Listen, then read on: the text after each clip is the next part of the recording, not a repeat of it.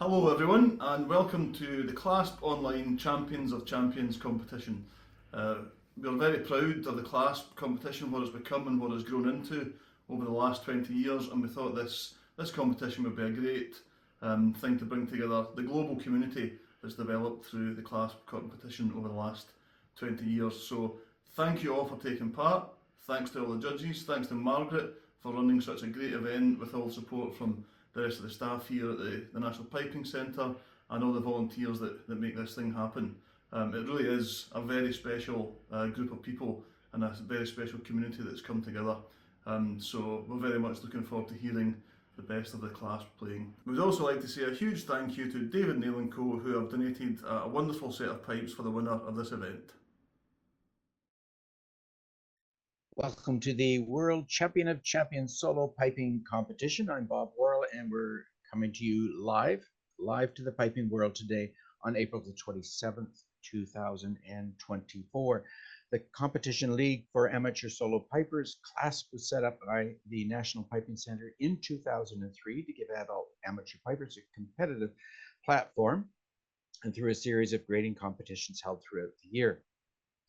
This is its 20th anniversary this year. And to celebrate this 20-year milestone, this competition, this specific competition, this great competition, the inaugural World Amateur Champion Solo Piping Competition has been set up. It is being generously sponsored by David Nail Bagpipes. They've donated a set of engraved nickel DM2E bagpipes as the prize for the overall winner today. We have 9 players who have pre-qualified from various events, either online events or in-person events, and I'll let you know which one that they qualified for to get into the contest today. They will be playing a P-Rock for you, and then they will, after we have the full running order, we'll have a March Strathspey and Reel that they will play. We have 4 adjudicators today. I'll mention a little bit about them as we go along. Patricia Henderson and Donald McPhee are the adjudicators for the P-Rock event, and Sarah Muir is joined by Rody McLoud, MBE, to adjudicate the light music event. And Rody, of course, was the founding principal of the National Piping Centre, and the whole concept of the Clasp competitions was his brainchild. This event was the brainchild of Margaret Houlihan, who has been incredibly dedicated to making sure this event happened today and kick it off in fine fashion. A couple of quick things here. The first player I'd like to mention is going to be Brady Webb. And Brady, if I can just check my own notes here, he qualified by winning the Clasp Live online competition back in November 2023. Brady's originally from Westville, Nova Scotia. He's a student in the Bachelor of Education program at St. Francis Xavier University in Antigonish, Nova Scotia. And he had his early lessons from Madeline Evans-Langlois and also his early P-Rock tuition from Scott Williams. He now receives his piping instruction from Alex Gandy. He is a member of the Dartmouth and District Pipe Band, a very successful grade 3 pipe band, and a number of significant prizes that he's won over the course of the last few years. And it's been fun for me as an adjudicator and adjudicating in the Maritimes and here in Ontario, just watching Brady come through the grades and achieve the success that he has had. And he is definitely well qualified to be in this contest today. The tune that was selected for Brady is the Farewell to the Queen's Ferry, which was a contemporary composition by the late Captain John McClellan, MBE, and it's included in this wonderful collection of his tunes that was edited by his son, Colin McLellan. So it's become quite a favorite of present-day competitors, both in the amateur, senior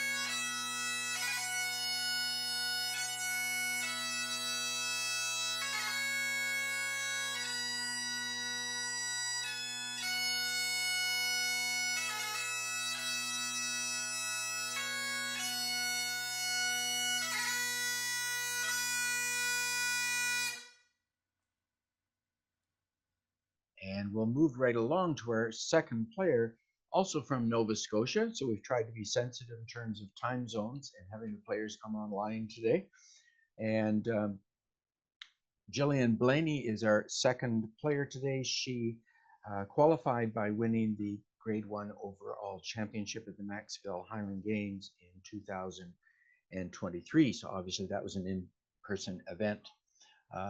Number of major prizes over the last 2 or 3 years. Fourth in the McGregor Memorial Pibroch Competition Open 2023.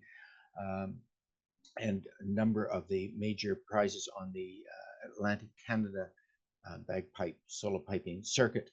And she's won both the light music and the Pibroch overall award on that circuit over the last couple of years. She's a pupil of Bruce Gandy's. She's been studying with Bruce since she was 9. Currently, she's studying child and youth care studies at the community college in Nova Scotia. The tune that the adjudicators have picked for Jillian is The Big Spree, one of the classics. It supposedly was composed by one of the chiefs of the McGregors, and he wrote it for someone who within his clan was a blacksmith and apparently quite a rogue, and referred to as a bit of a wild hero, liked to imbibe in the spirits, and when he got a little over the top, he would be maybe a bit deranged, and supposedly that this tune was composed for him. So please welcome from Nova Scotia, Jillian Blay playing The Big Spree.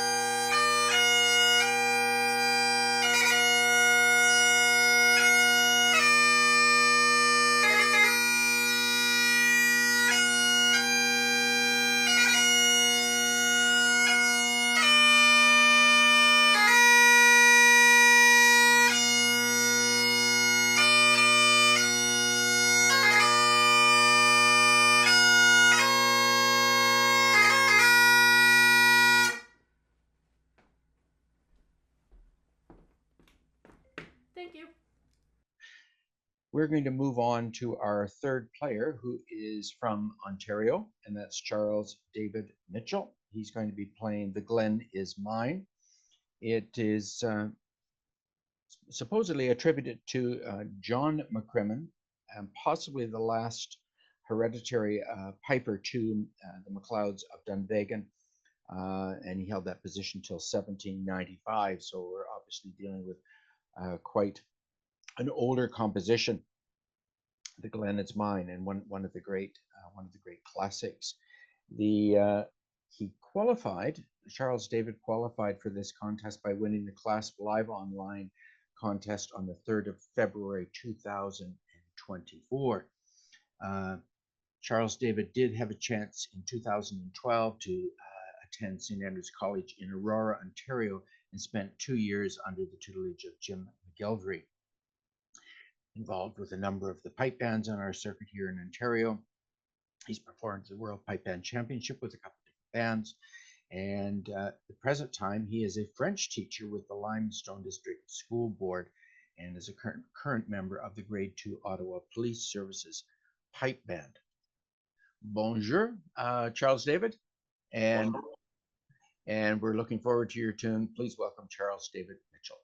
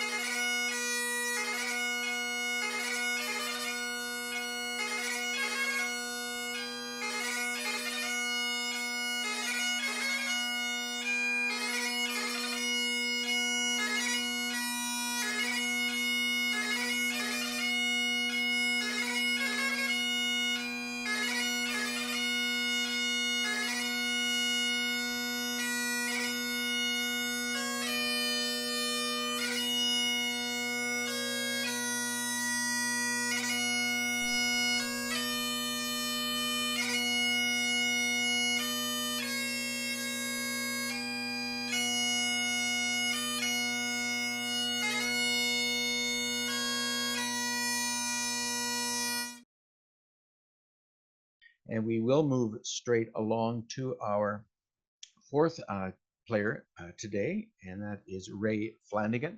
Ray is from Grand Rapids, Michigan, and had his initial instruction from Andrew Duncan, and since 2020 he's been receiving tuition from Jack Lee. And he plays also with the Greater Midwest Pipe Band. He was the winner of the Metro Cup, which was held in New York, or Newark, New Jersey, back in February. And he was the overall Grade 1 winner there, and that was what qualified him for today's event. The tune that has been chosen for Ray is the Battle of Aldern #1, another one of the classics, commemorating a battle that took place in 1645. There are two settings for the tune.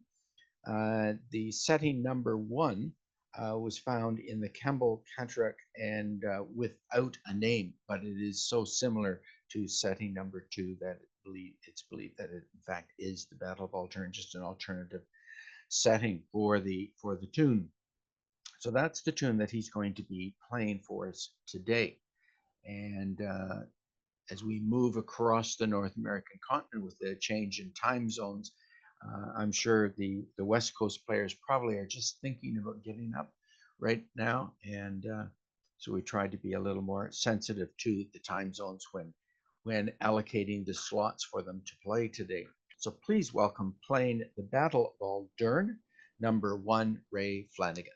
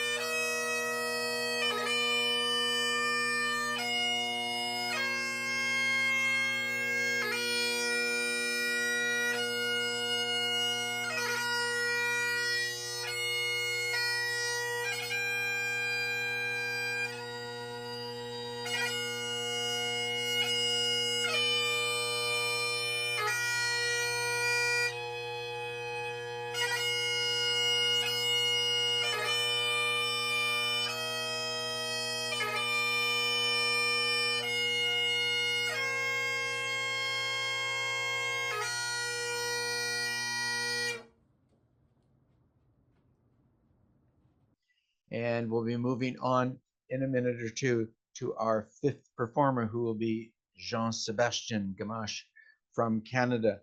He has been playing from the age of 12. His current instructor is Brian Williamson in Ottawa. In 2023, he traveled to Scotland for the first time, where he won the Clasp Grade 1 World Amateur Contest. So quite a debut for him, traveling to Scotland for the first time and achieving that wonderful first prize. He presently plays with the Ottawa Highlanders Grade 2 band, and outside of piping, he studies, and this is a scary thing when I read this, aerospace engineering at Carleton University in Ottawa. So a pretty demanding program there, along with his piping ventures. Now, the tune that's been picked for Jean-Sébastien is the Lament for Captain McDougall. It's a glorious piece of music with truly one of the most memorable introductory phrases in the ground of this tune, composed by hereditary piper to the clan McDougall, Ronald McDougall. So please welcome, playing the Lament for Captain McDougall, Jean-Sébastien Gamas. Welcome.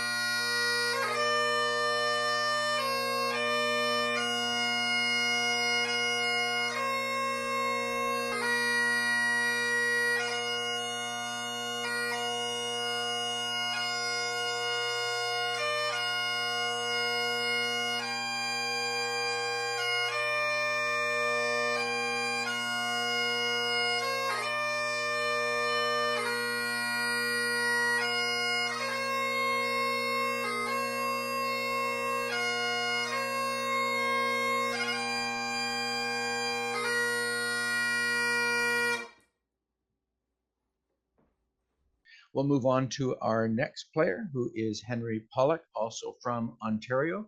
He's currently a second-year student at the University of Toronto studying philosophy and law. And he started playing pipes at the age of 10. And he eventually became pipe major of the St. Andrews College Pipe Band. That's where he attended high school.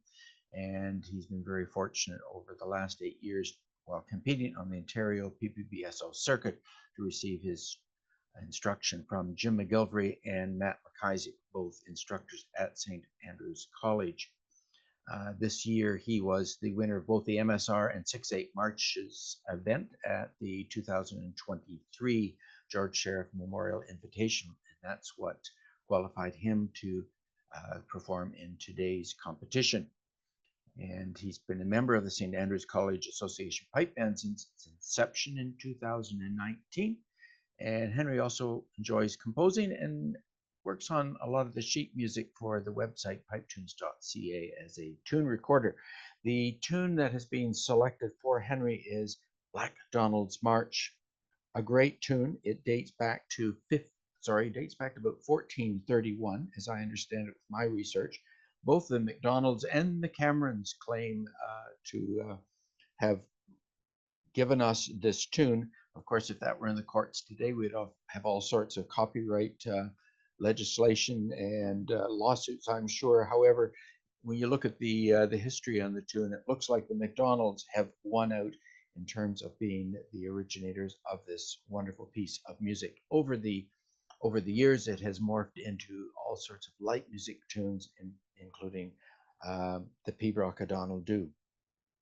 So a great piece of music, and a great piece of music can quite often find its way into many other idioms in our pipe band and solo piping music. I can hear you, Henry. So all the best with your Black Donald's March.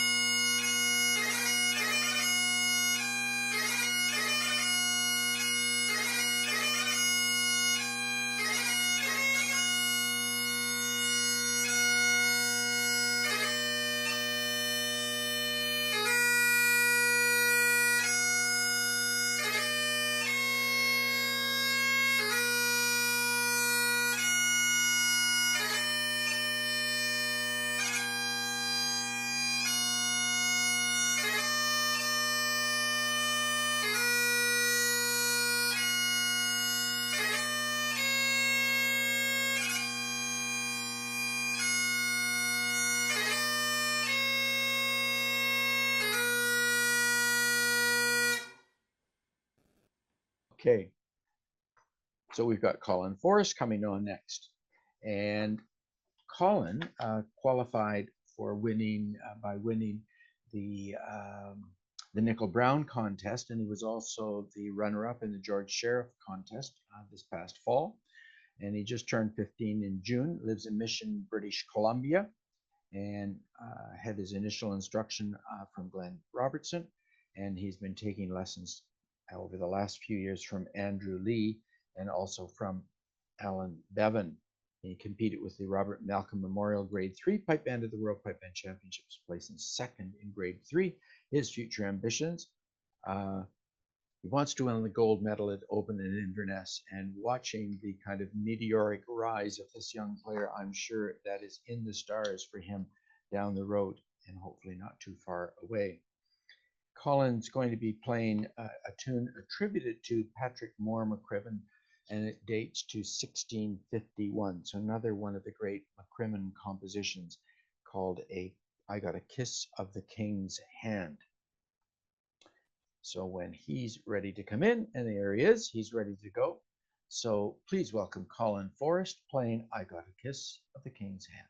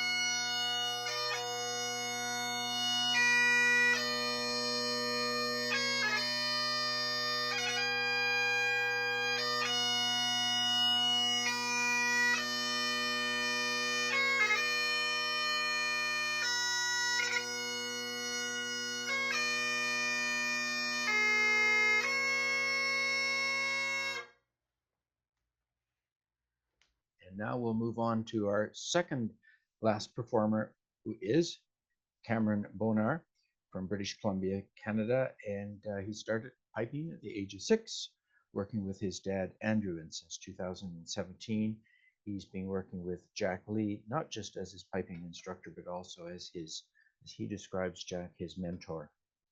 And many highlights for him over the past year, winning his events at the BC Pipers annual indoor gathering. And this summer he won Pipe Idol. And he was a finalist in the McGregor Memorial Pibroch, and he won the MSR at Oban. He competed in Inverness, where he won the under 18 Pibroch and was 4th in the MSR. And this January in Kansas City, he won both his silver medal events at that contest. He's going to be playing for us today, The Cave of Gold. This did not appear published until book 16 was released by the Pibroch Society. And I remember first hearing this piece, I think in the vicinity of 28 years ago, when Murray Henderson recorded on the World's Greatest Pipers CD that he was the performer on. It's attributed to the McCrimmons, possibly Donald Moore McCrimmon. So it's a lovely piece of music, highly melodic, and I think you're really going to enjoy the performance of this tune. I think he's ready to come in. Please welcome Cameron Bonar, and he's going to play for us The Cave of Gold. All the best.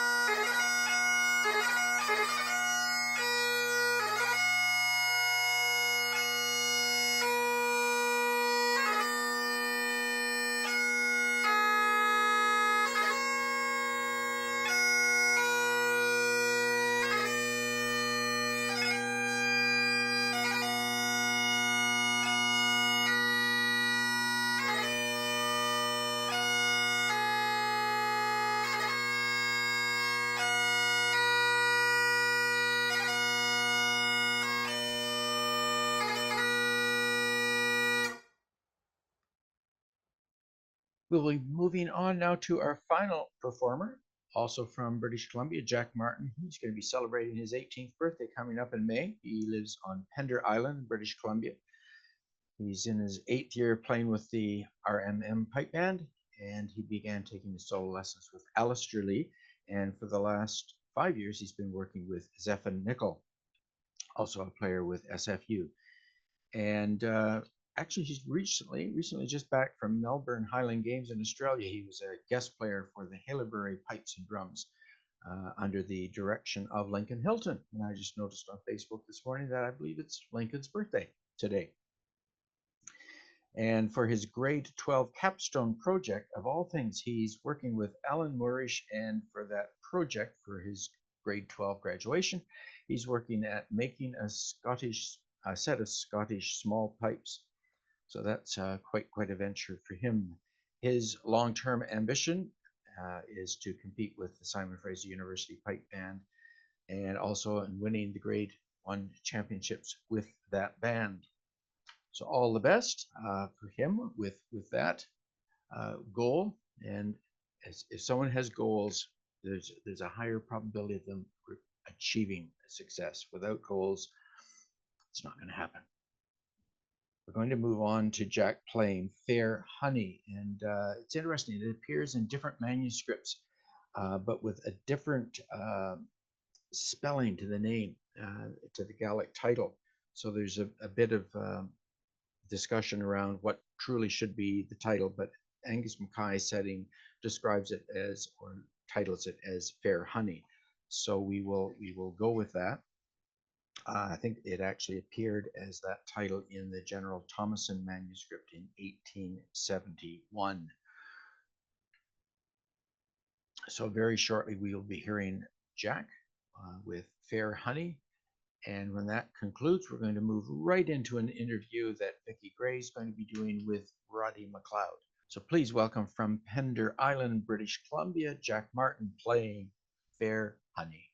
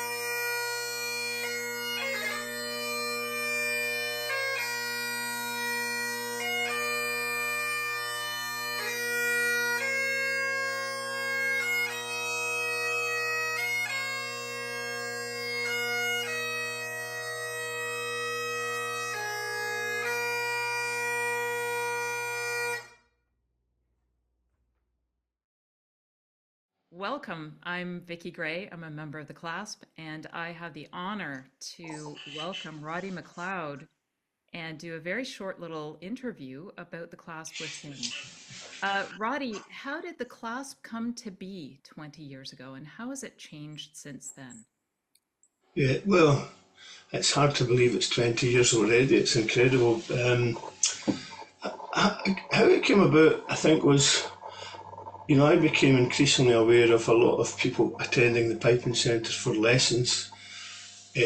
Quite good players who, hadn't been competing in solo competition for various reasons, such as studying or, having a family and getting away from, competing. They might have played in junior competitions or something like that.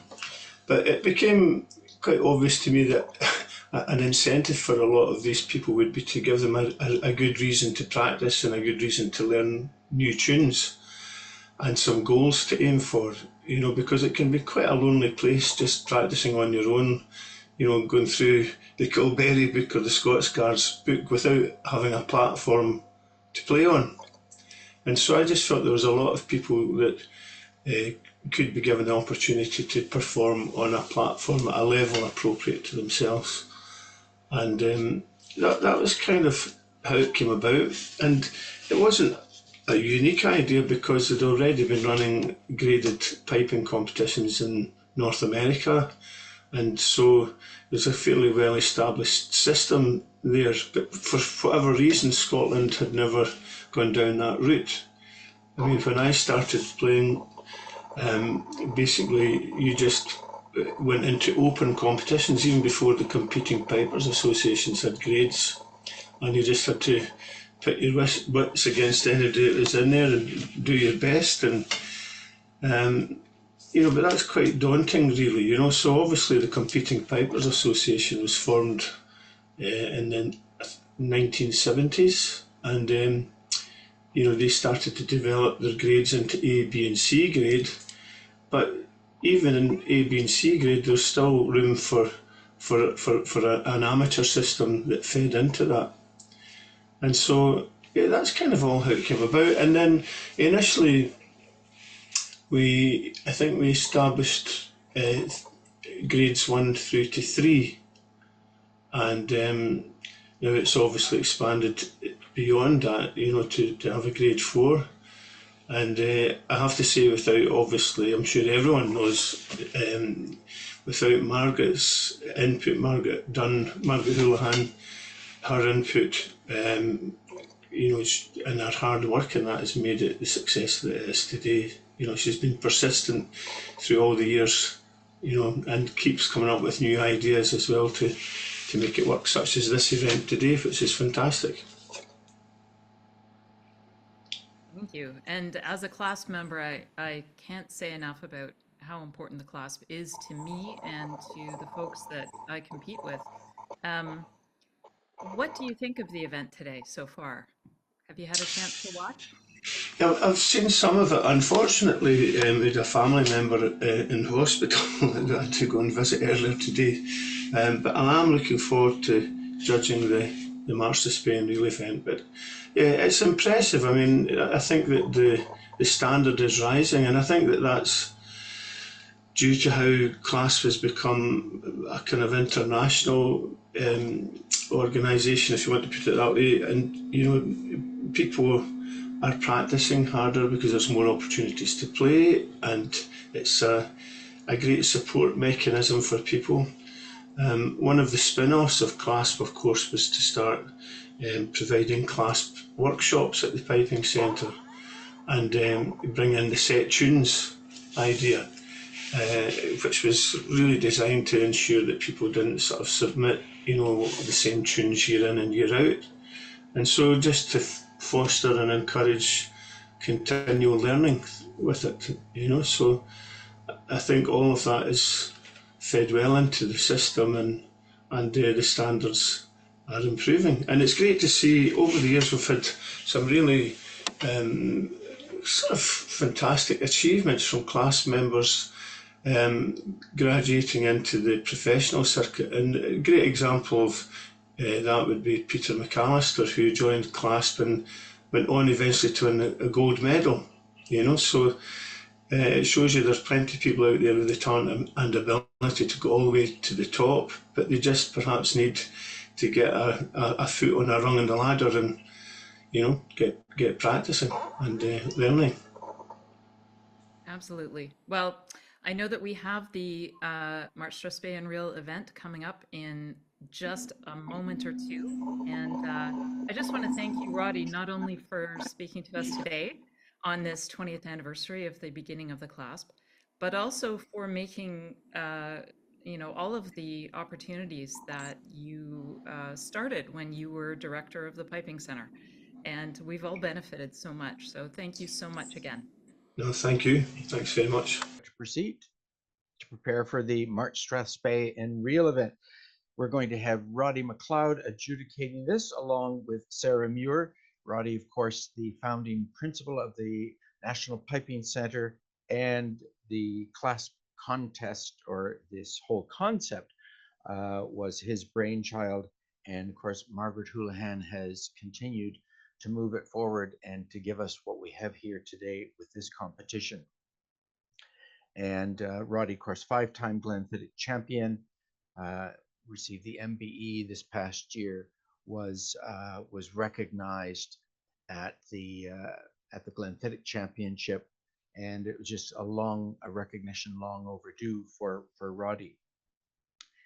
Sarah is a native of Campbellton and a graduate of the Royal Conservatoire of Scotland, major prize winner on the solo piping circuit, and she is an instructional music teacher for the Fife Council. So those are our 2 judges for this event, and we have the 9 performances all lined up. The first performer is going to be Ray Flanigan, and the tunes that have been chosen for Ray, Pipe Major Donald McLean's composition Major Manson at Clock and Trushell, and Strathspey will be the Inverary Castle, and G.S. McLennan's great composition Mrs. McPherson of Inveran. You're going to hear G.S. McLennan's name and Donald McLeod's name and some of the great composers mentioned several times over the course of the next couple of hours. Ray qualified to play in this contest today by being the overall winner at this year's Metro Cup in Newark, New Jersey.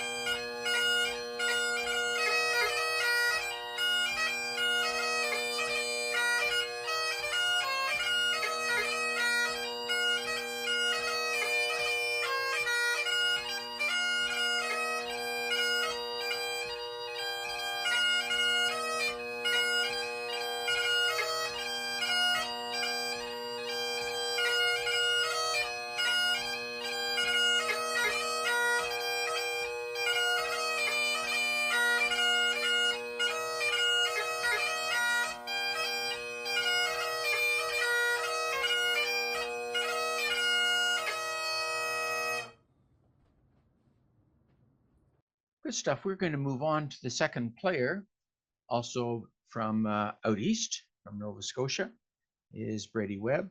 And I give a few things on his bio prior to his Pibroch, so we'll just keep it a little briefer so we just move things along this time. The march that's been selected for Brady is Jimmy Young, a great 2/4 march written by the late Donald Shaw Ramsey. His Strathspey is Macbeth Strathspey, and then the Roddy Campbell reel Cecily Ross was the tune that the adjudicators selected for Brady to play.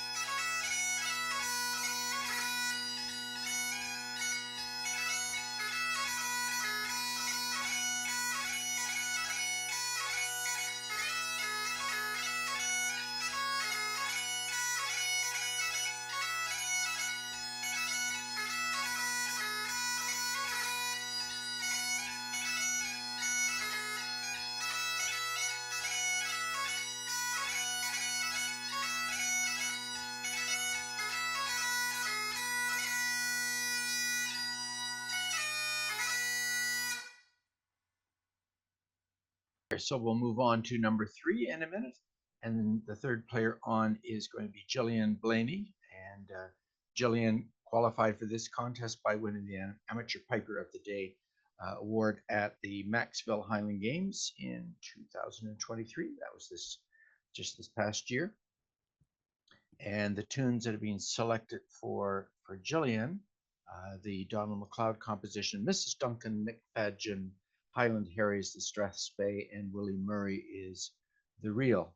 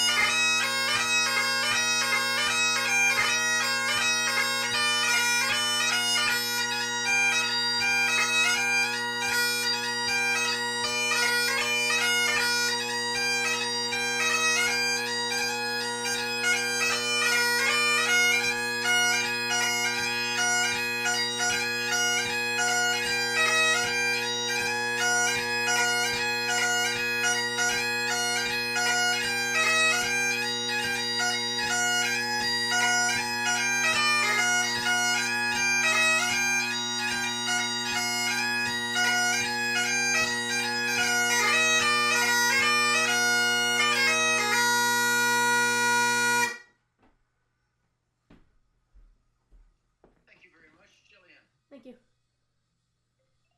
So we're going to move on to our next player, and that's Charles David Mitchell. And the tunes that have been chosen for Charles David Mitchell, tunes by great composers, John McCall's Mrs. John McCall, Peter McLeod Jr.'s Dora McLeod and Roddy Campbell's Malcolm Johnson. Roddy Campbell, also the composer of the tune we heard earlier. Excuse me, Cecily Ross.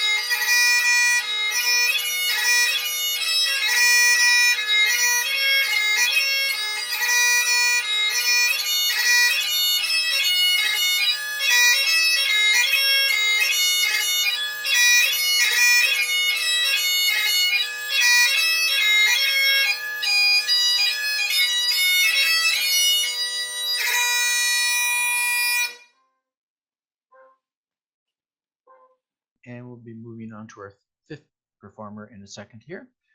John Sebastian Gamas should be playing, let's see, the tunes that were selected for him.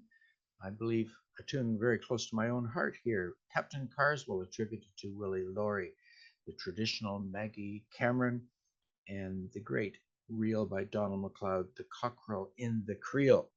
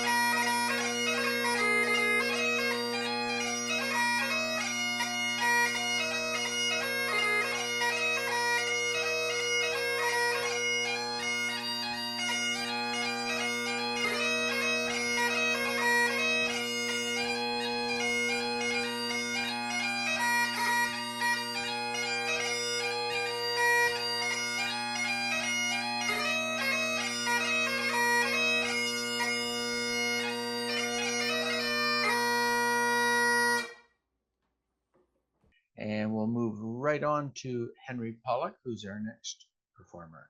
And Henry placed, I think he was like second overall in the George Sheriff Invitational this past November, and that ended up being the result that qualified him to be in this contest here today. At that contest, he actually won 2 of the 3 events. He won the March Strathspey and Reel and the 6/8 March event at the George Sheriff contest in November 2023.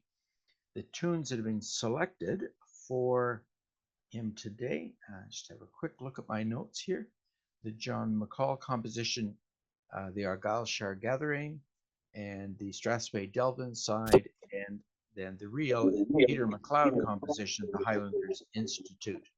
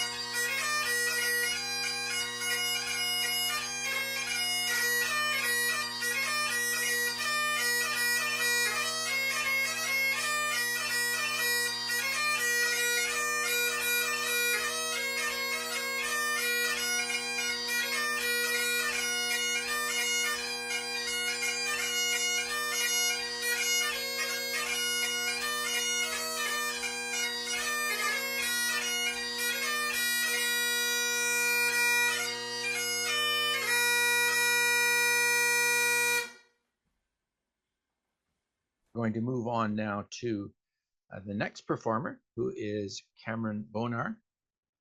Cameron qualified for the event today by winning the George Sheriff Memorial Invitational competition back in November, and has had a number of other significant awards along the way that I mentioned prior to his Pibroch today.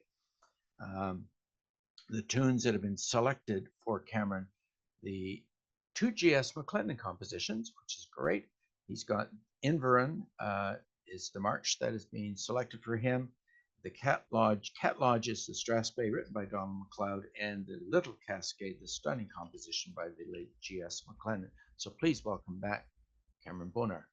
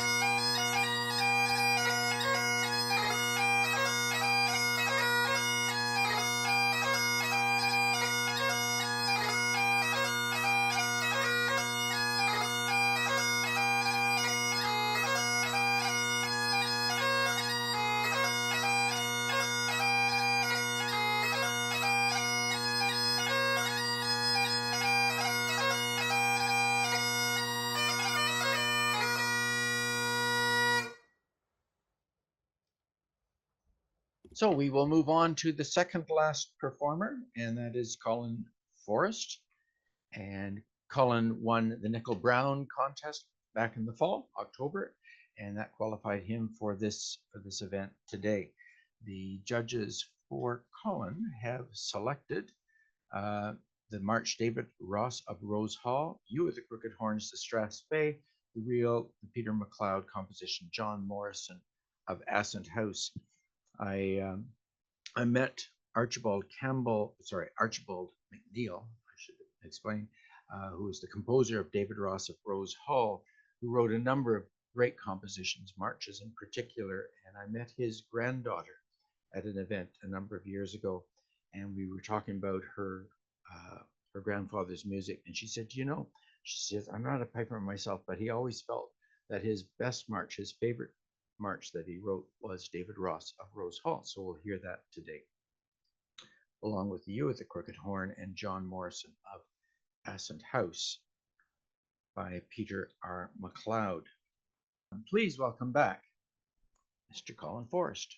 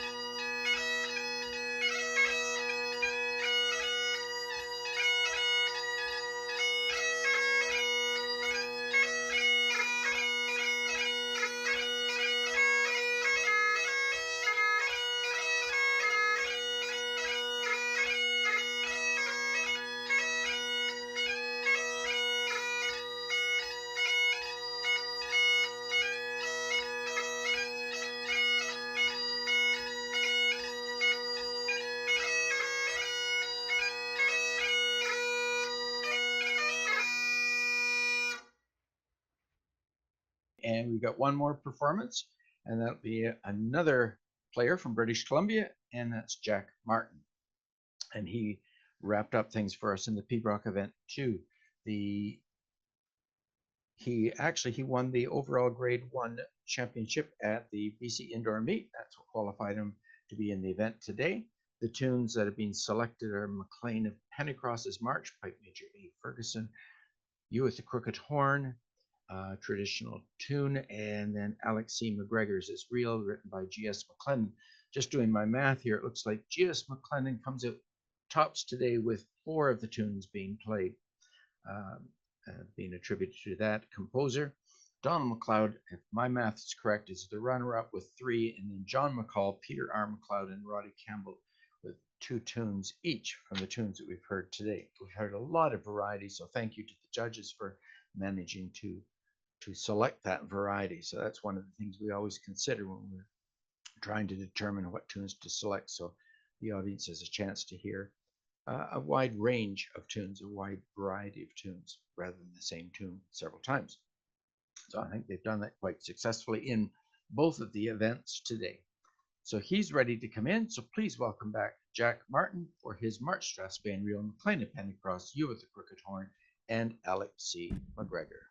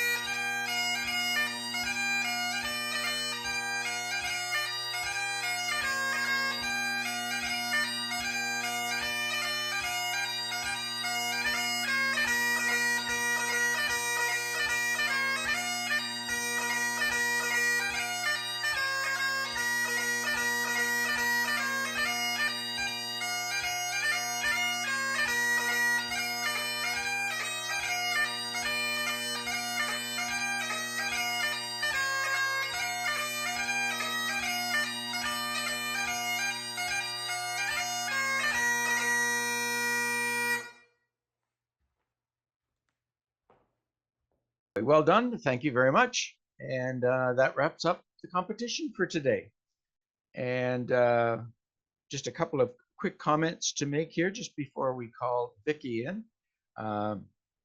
Thank you to those of you who joined us live, and I know we'll all anxiously wait for the whole thing to be edited into the program, which you'll be able to access on the website, and that'll be exciting. It'll be all edited in, and some of the performances which we had a little difficulty with in terms of the sound quality coming through, that will be fine, I'm sure, with the recordings, because they had done all of that testing in advance. That should be great.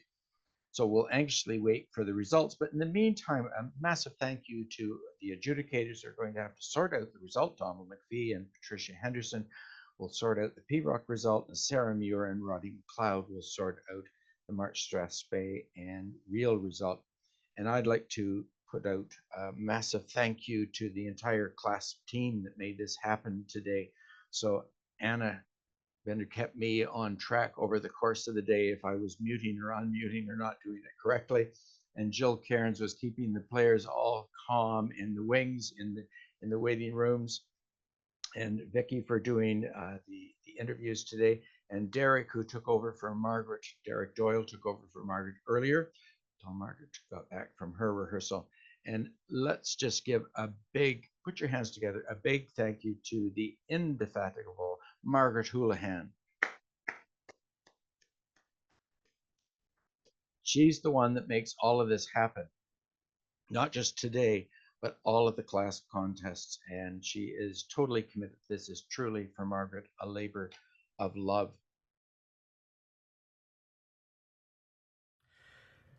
Hello there, my name's Andrew Bova, and it's my pleasure to bring you the results of the Clasp Champion of Champions Invitational competition.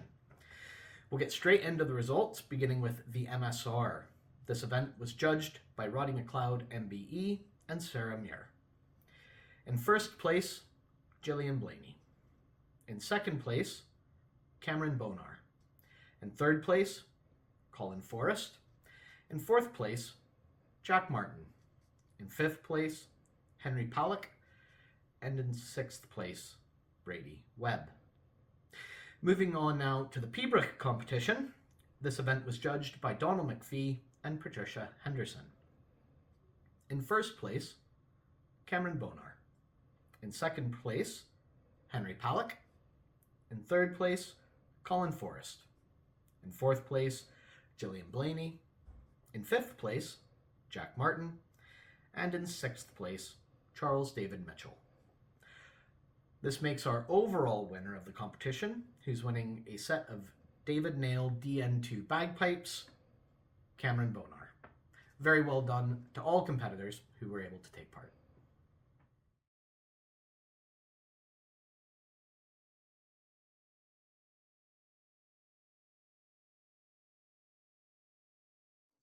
I do, and it's a great pleasure, Bob. Thank you. I'm Vicky Gray, and I'm a member of the Clasp. And today I get to interview, famously, the voice of the World Pipe Band Championships, among many, many other accomplishments.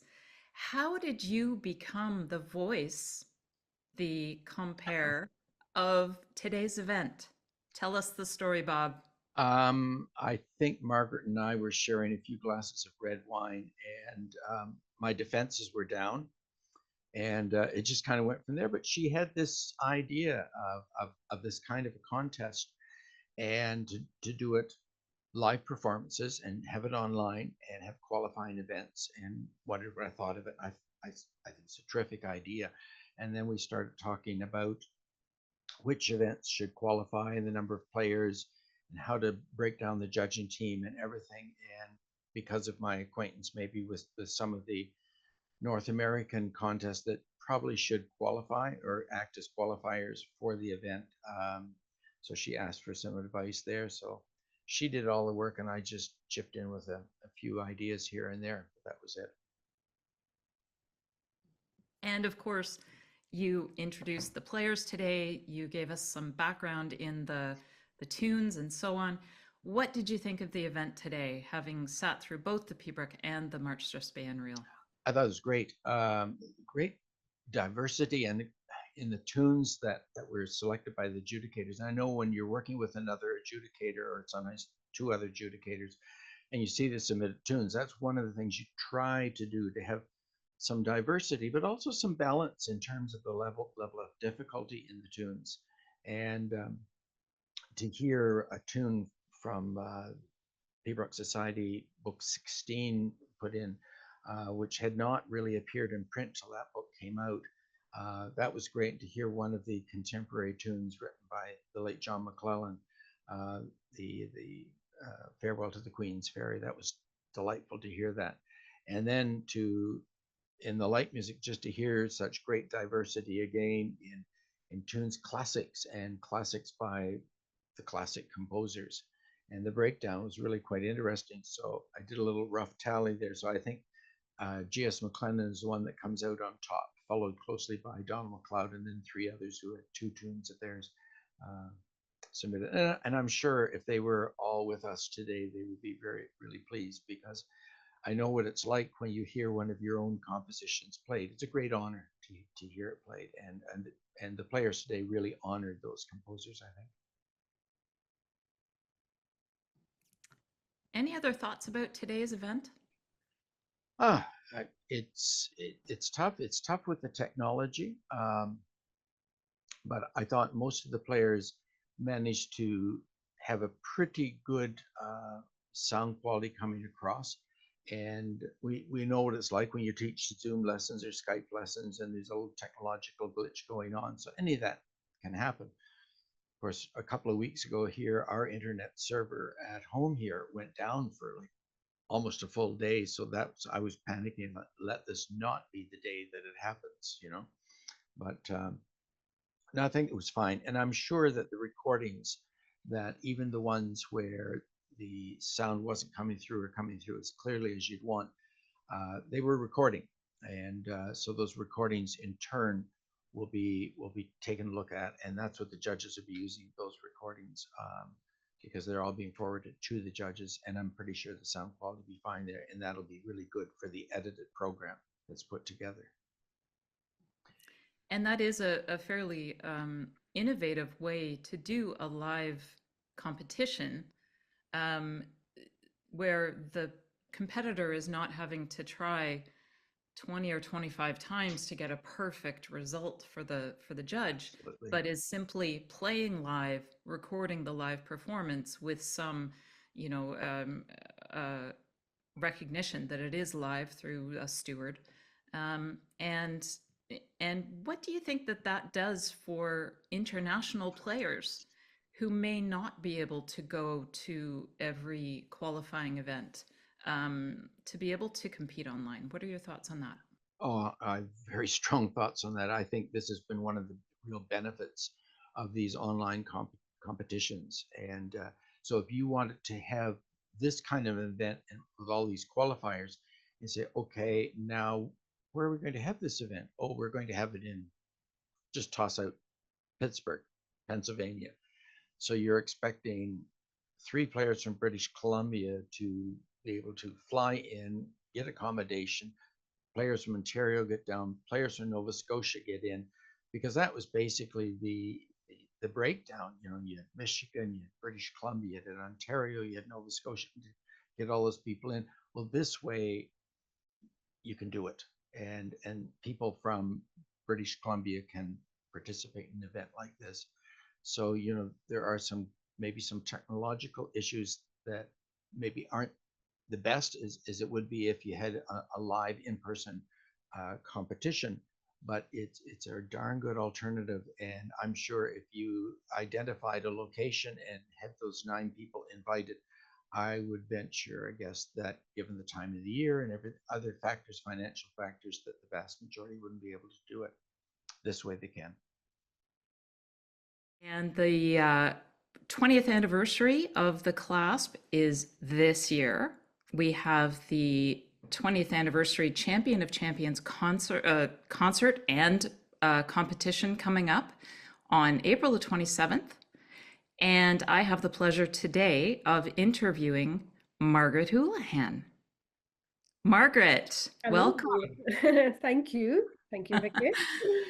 And for people who don't know about your involvement with the Clasp, just give us a brief idea of who you are and why you matter to the Clasp. Well, I work as a piping instructor for the National Piping Centre, and just over 20 years ago, I was approached to take on the admin of the Clasp, which was Rody McLoud, who was the principal at the time. It was his idea, the Clasp, and he needed somebody to look after it. So I said I would, and here I am still doing it, 20 years on.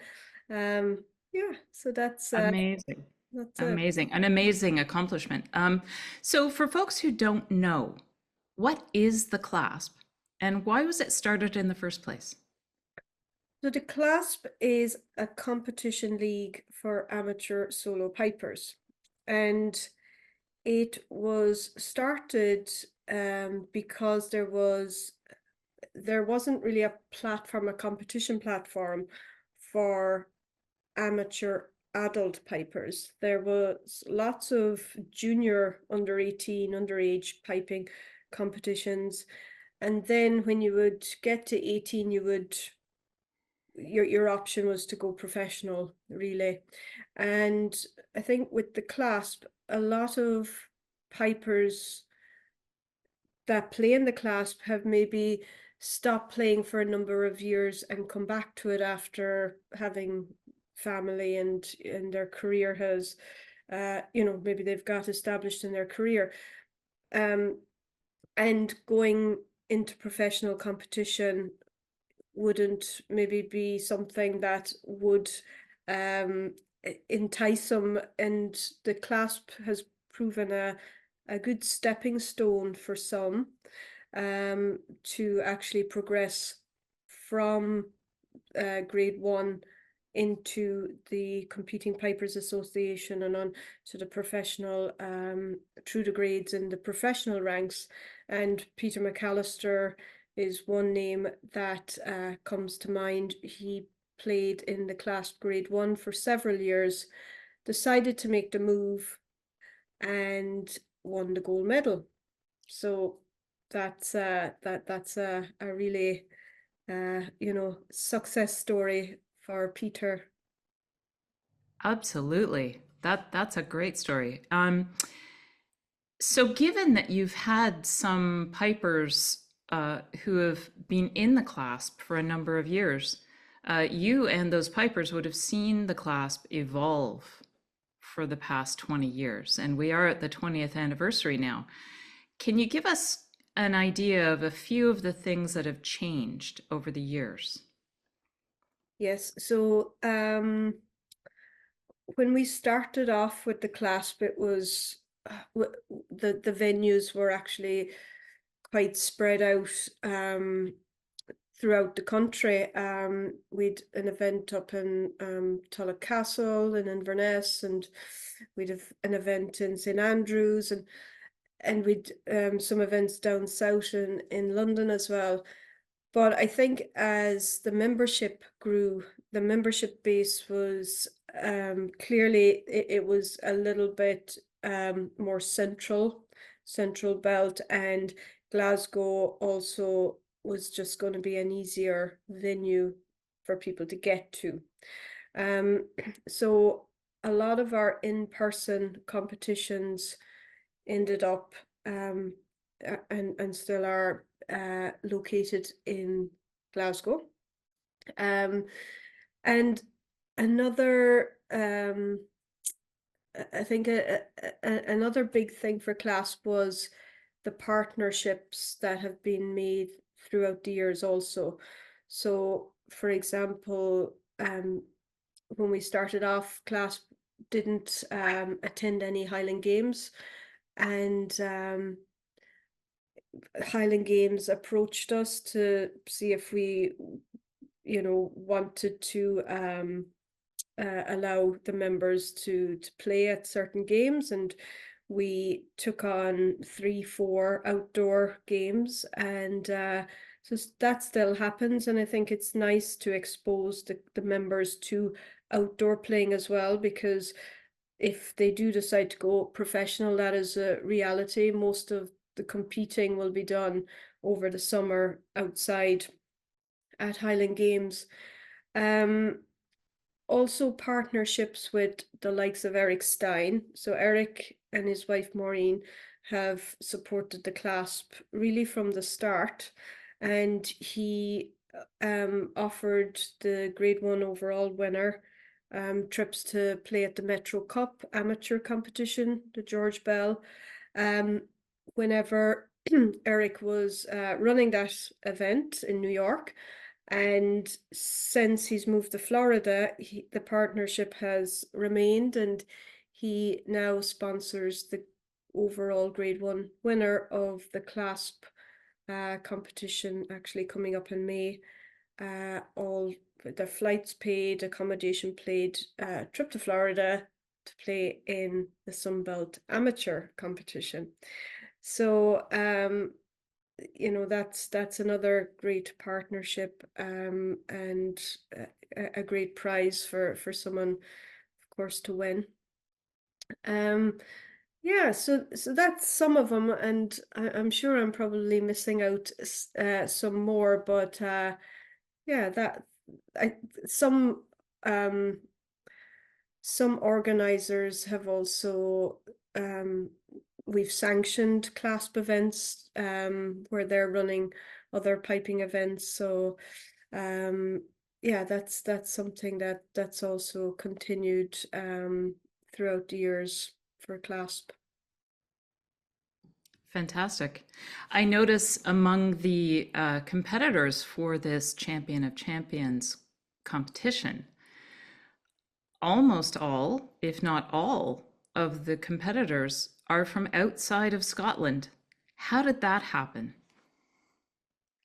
Yeah, so we I suppose another important evolution of the Clasp really was to do with lockdown, and we had to cancel, of course, like everybody else, any in-person events, but we moved to online pretty much straight away and kept things going. So that allowed us to really grow the membership globally, and that ended up becoming a series of Clasp live online competitions with its own separate league. So anybody from any part of the world, we facilitate all time zones, can sign up and play at 3 competitions online using Zoom each year. And there's a league table, so you can see where you're ranking in the league table also, and there's a winner at the end of the year. There's also the main league table, which takes in both online and in-person competition. So that just is, but it obviously, if you live overseas, it's obviously very difficult to attend all the in-person. So there's 3 online, live online, and that brought in a lot of North Americans and also from other parts of the world into the Clasp. And when we came up with the idea of the Clasp Champion of Champions competition, which is a way of celebrating 20 years of Clasp, we set out, so I spoke with Bob Worrell, and I wanted to find out what competitions in North America would be the ones to use as qualifying events. So we could really get, you know, the top 9-10 pipers in the world. So we also used live online competitions. So again, it opened the door for people anywhere in the world to compete. And also we used the in-person competition, the Clasp at Piping Live. So again, that opened the competition up to pipers that were in Glasgow on that very busy week of piping. So we tried to offer as many, just to keep it as fair as possible, so give everybody a chance at a few events to qualify. But the people who have qualified are obviously the worthy winners and worthy qualifiers, and wherever they come from, that's okay with us. We're just delighted we have such a great lineup. And at the end of this competition, which is going to be essentially live online, because they are all from outside of Scotland. The process for them to be judged is a little bit different than many people will have experienced during the pandemic when they did online competitions.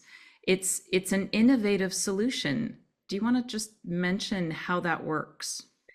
Yes, so the Clasp started off with actually live audio recordings. That was what we used first to judge our earlier pandemic events. Then we moved to, actually the numbers grew so much, it was hard to connect with everybody live and all the different time zones. So we moved to a video submission. Having done video submissions myself, not for competitions, but for other things, I know the frustration, and sometimes what you end up submitting is something not with the same spirit you maybe started out with and had a slight mistake, but something that has no mistake, and it can be quite tiresome. And so we changed the format because I didn't feel that would be sustainable, or competitors would want to keep doing it that way. So we changed it to live competition where the competitor comes on to Zoom at their allocated time, and they get introduced by a steward to verify it's a live recording, and then using their own video recording device, they capture their live performance and then upload it onto YouTube and send it in. So there's a visual for the judge, there's a good quality recording for the judge, and the competitor gets to do it live like a normal competition, and from the comfort of their own home as well. So that's how we came up with that format, and we've stuck with it. I think for now it's a good way to do it remotely. Absolutely. And at the end of this Champion of Champions competition, what will the overall winner walk away with? So the overall winner, we again very lucky to have received a prize from David Nail Bagpipes, and they have given a set of their DN2 pipes. So the overall winner will receive a set of David Nail pipes. Fantastic. So we're coming to the end of our interview today, Margaret, and I'm thinking people might be a little more intrigued by the Clasp, perhaps even interested in becoming members. Where can people go to learn more about the Clasp and possibly even sign up? The Clasp has a website, theclasp.co.uk. And I think for anyone that wants to become a member, it's easy enough to sign up. There's a Join Now button on the home screen. And I suppose just to say that not all of our members compete. Some like to come, some like being part of the community because there is quite a community. And there's Claspies and Friends is not the official Clasp Facebook page, but the members run that, and Jeanette Greenwood and Jill Cairns, and I think you might be involved, Vicky, and Dagmar. So there's quite a few that have been active on that members site. So, and that's been great, and it does create a community. And we also run Clasp in Conversation talks, and it's Clasp invite an expert in some field, whether, you know, it's not always this is how you play it 2 for March. Sometimes we have psychologists, your performance psychologists, or, you know, mindset coaches, and just kind of physios, something slightly different, but relative to competing and to trying to perform at our best. So the talks are, I think, interesting, and they last about an hour and a half, and they're for class members only. They're online on Zoom. They get recorded, so if you can't attend in person, you will receive the link to the recording. And so that's another educational resource that you would receive as a Clasp member also. But of course, most people do join to compete. And if you are a North American piper and you already have a grade, you don't need to be graded. We line up with whatever the current North American grading is for each piper. And if it's a piper in any other part of the world, just get in touch. You can send in recordings, and we'll do our best to place each piper at the right level. Well, thank you. This has been a really great interview and talk about the Clasp. And I know that we're all wishing the competitors the very best on the day. And I hope that this has sparked some interest in becoming Clasp members, not just to compete, but also to take part in the workshops and learn more about piping from wherever you are in the world. And Margaret, I want to thank you again, both for our interview today and also for the work that you do with the Clasp. No problem. Thank you, Vicky. My name is Vicky Gray, and I'm a member of the Clasp, and I am here today with Cameron Bonar, who is going to compete in the Champion of Champions for the Clasp competition on April the 27th. Thank you, Cameron, for joining us. Thank you for having me. We sent you some questions ahead of the interview, and I wondered if any of those questions stood out for you. There's one question where it was, what have you noticed about yourself when you compete? And I read those questions, I think the day before I actually had a contest here in Vancouver. And as throughout the day, I was actually thinking about that. And I've realized that I have a little bit of nerves, but it goes up until I actually have to do something. So I'll get nervous in the morning while I'm just kind of waiting around. Then the second I'm actually playing, it just kind of goes away and I just play as if I'm at home. I thought that was pretty interesting, actually. That is really interesting. And would you say that that's been sort of consistent as you look back on your piping career, that that's kind of the pattern? Yeah, for sure. Yeah. Yeah. that's interesting too for me because that's what happens to me. I get quite nervous thinking about it ahead of time, but once I'm actually playing, off we go. Yeah, Yeah, for very sure. cool. So when you think about some recent competitions, have you had any surprises or um, interesting things that have come up in recent competitions? Um, Not really interesting, but I've had like exciting contests recently. Like I All had the right. MC indoor, which Yeah. was band and solos. Is my first ever contest in a grade one band with SFU. So that was really cool for me. Oh, Yeah. interesting. And then in January, I had Winter Storm, which was my first professional contest in the silver medal.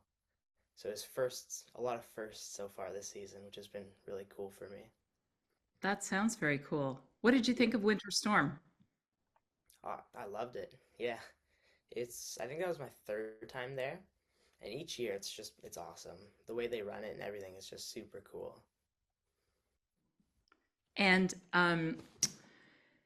what was I going to ask you just now?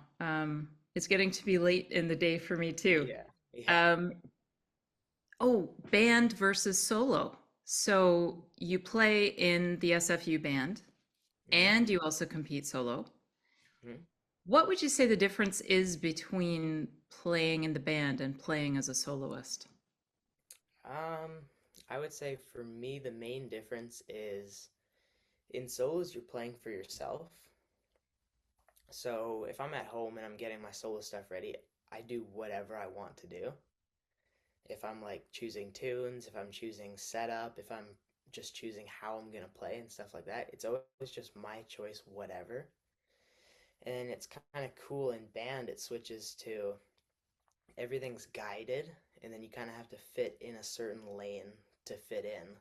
And because each band has their own way of running it, so you have to squeeze into that lane, which was really interesting to start out this year for me when I first joined, seeing how SFE does it, and it was really cool. Yeah.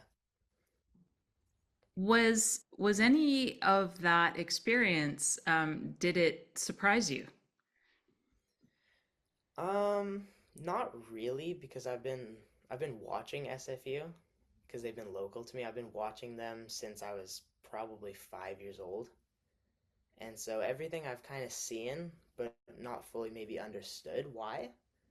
And now that I'm in there doing it, it like makes a lot of sense to me and it's kind of all clicking. Like I've seen this before. Now it's starting to make sense and I'm starting to do it. Very cool. And Yeah. so SFU also has kind of a feeder band.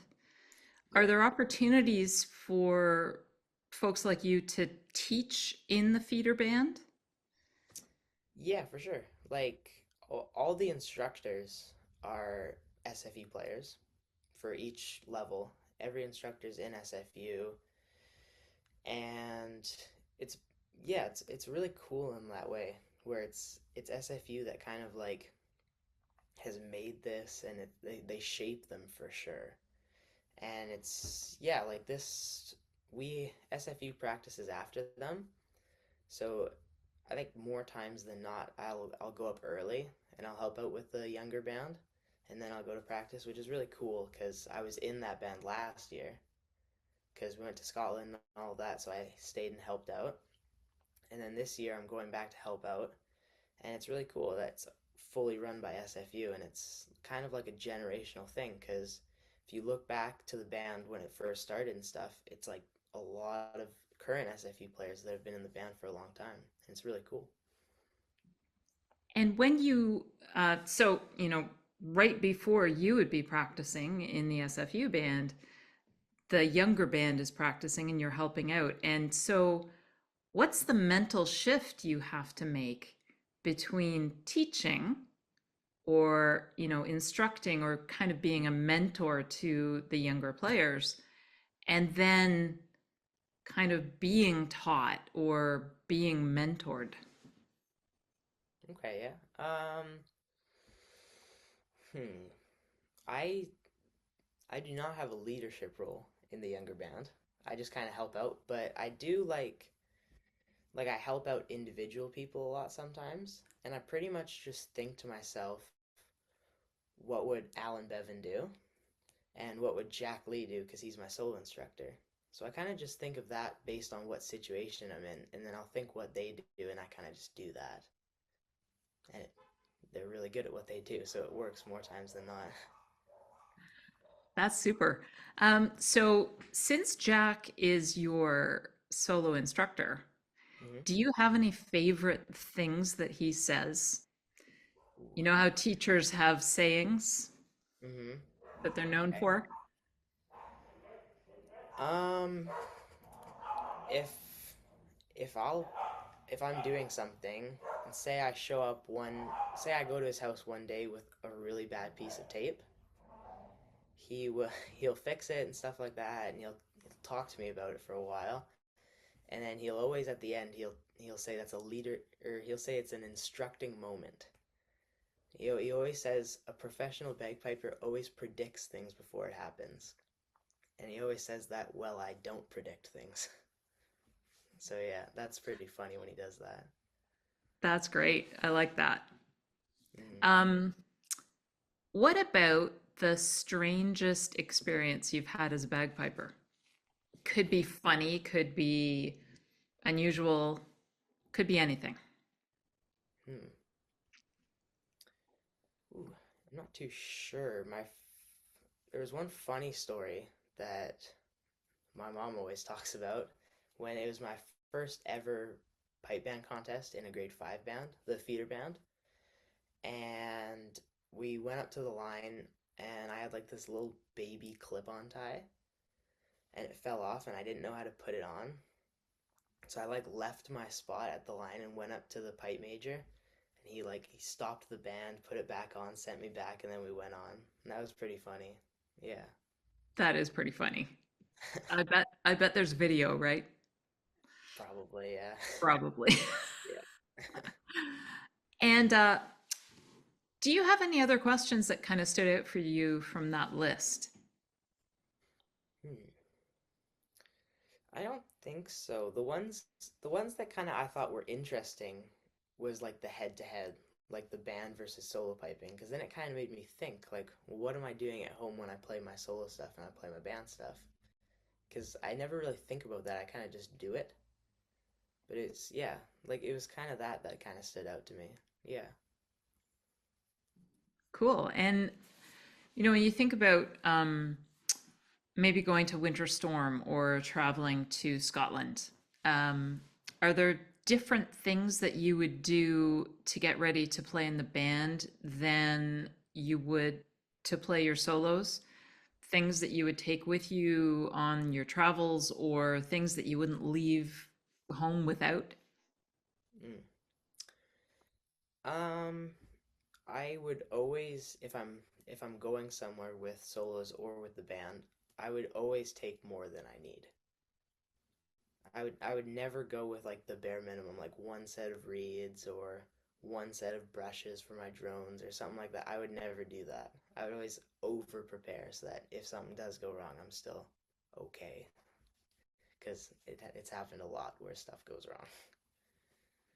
Just like Jack says, right? Yeah, yeah, Always just predict what's going to happen. yeah. All right, so this is the last question, and it's probably going to be the hardest. Hmm. What's your favorite tune?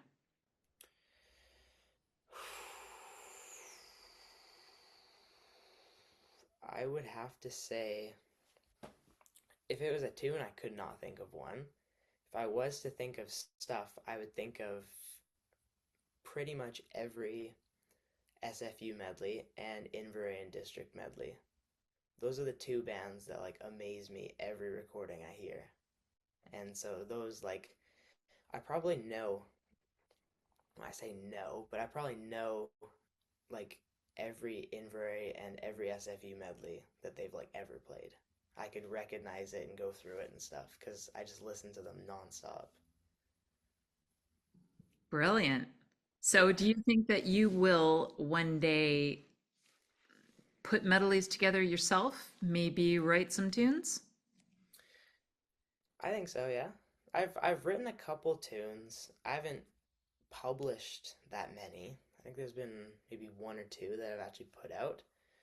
But yeah, I would totally think about doing that because that's really cool. Yeah. That would be brilliant. Well, we certainly look forward to hearing you on the 27th and hearing your tunes when you do finally publish them. Oh, thank you. Yeah. And we wish you all the best. Thank you, Thank Cameron. you. Thank you so much. I have the great pleasure today of interviewing Charles David Mitchell, who is a competitor in the upcoming Champion of Champions held by the Clasp, the Competition League of Amateur Solo Pipers. So welcome, Charles David Mitchell. Hello, happy to be here.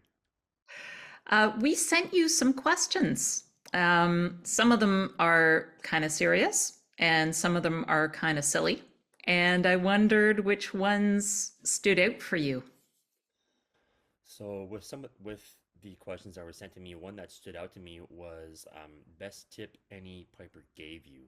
Um, I am currently taking lessons with Jacob Dicker, who's from Ontario, sorry, who's from the Ottawa area, who's the pipe major of Ottawa Police um, Service Pipe Band, which is a grade 2 band located in Ottawa, and I'm a member of it. And he I asked him a question about how can I make my practice um, sessions much more efficient, because like everyone, we want to be better musicians and we want to be able to just perfect our craft a little bit more. And his tip with regards to practice is corking our drones.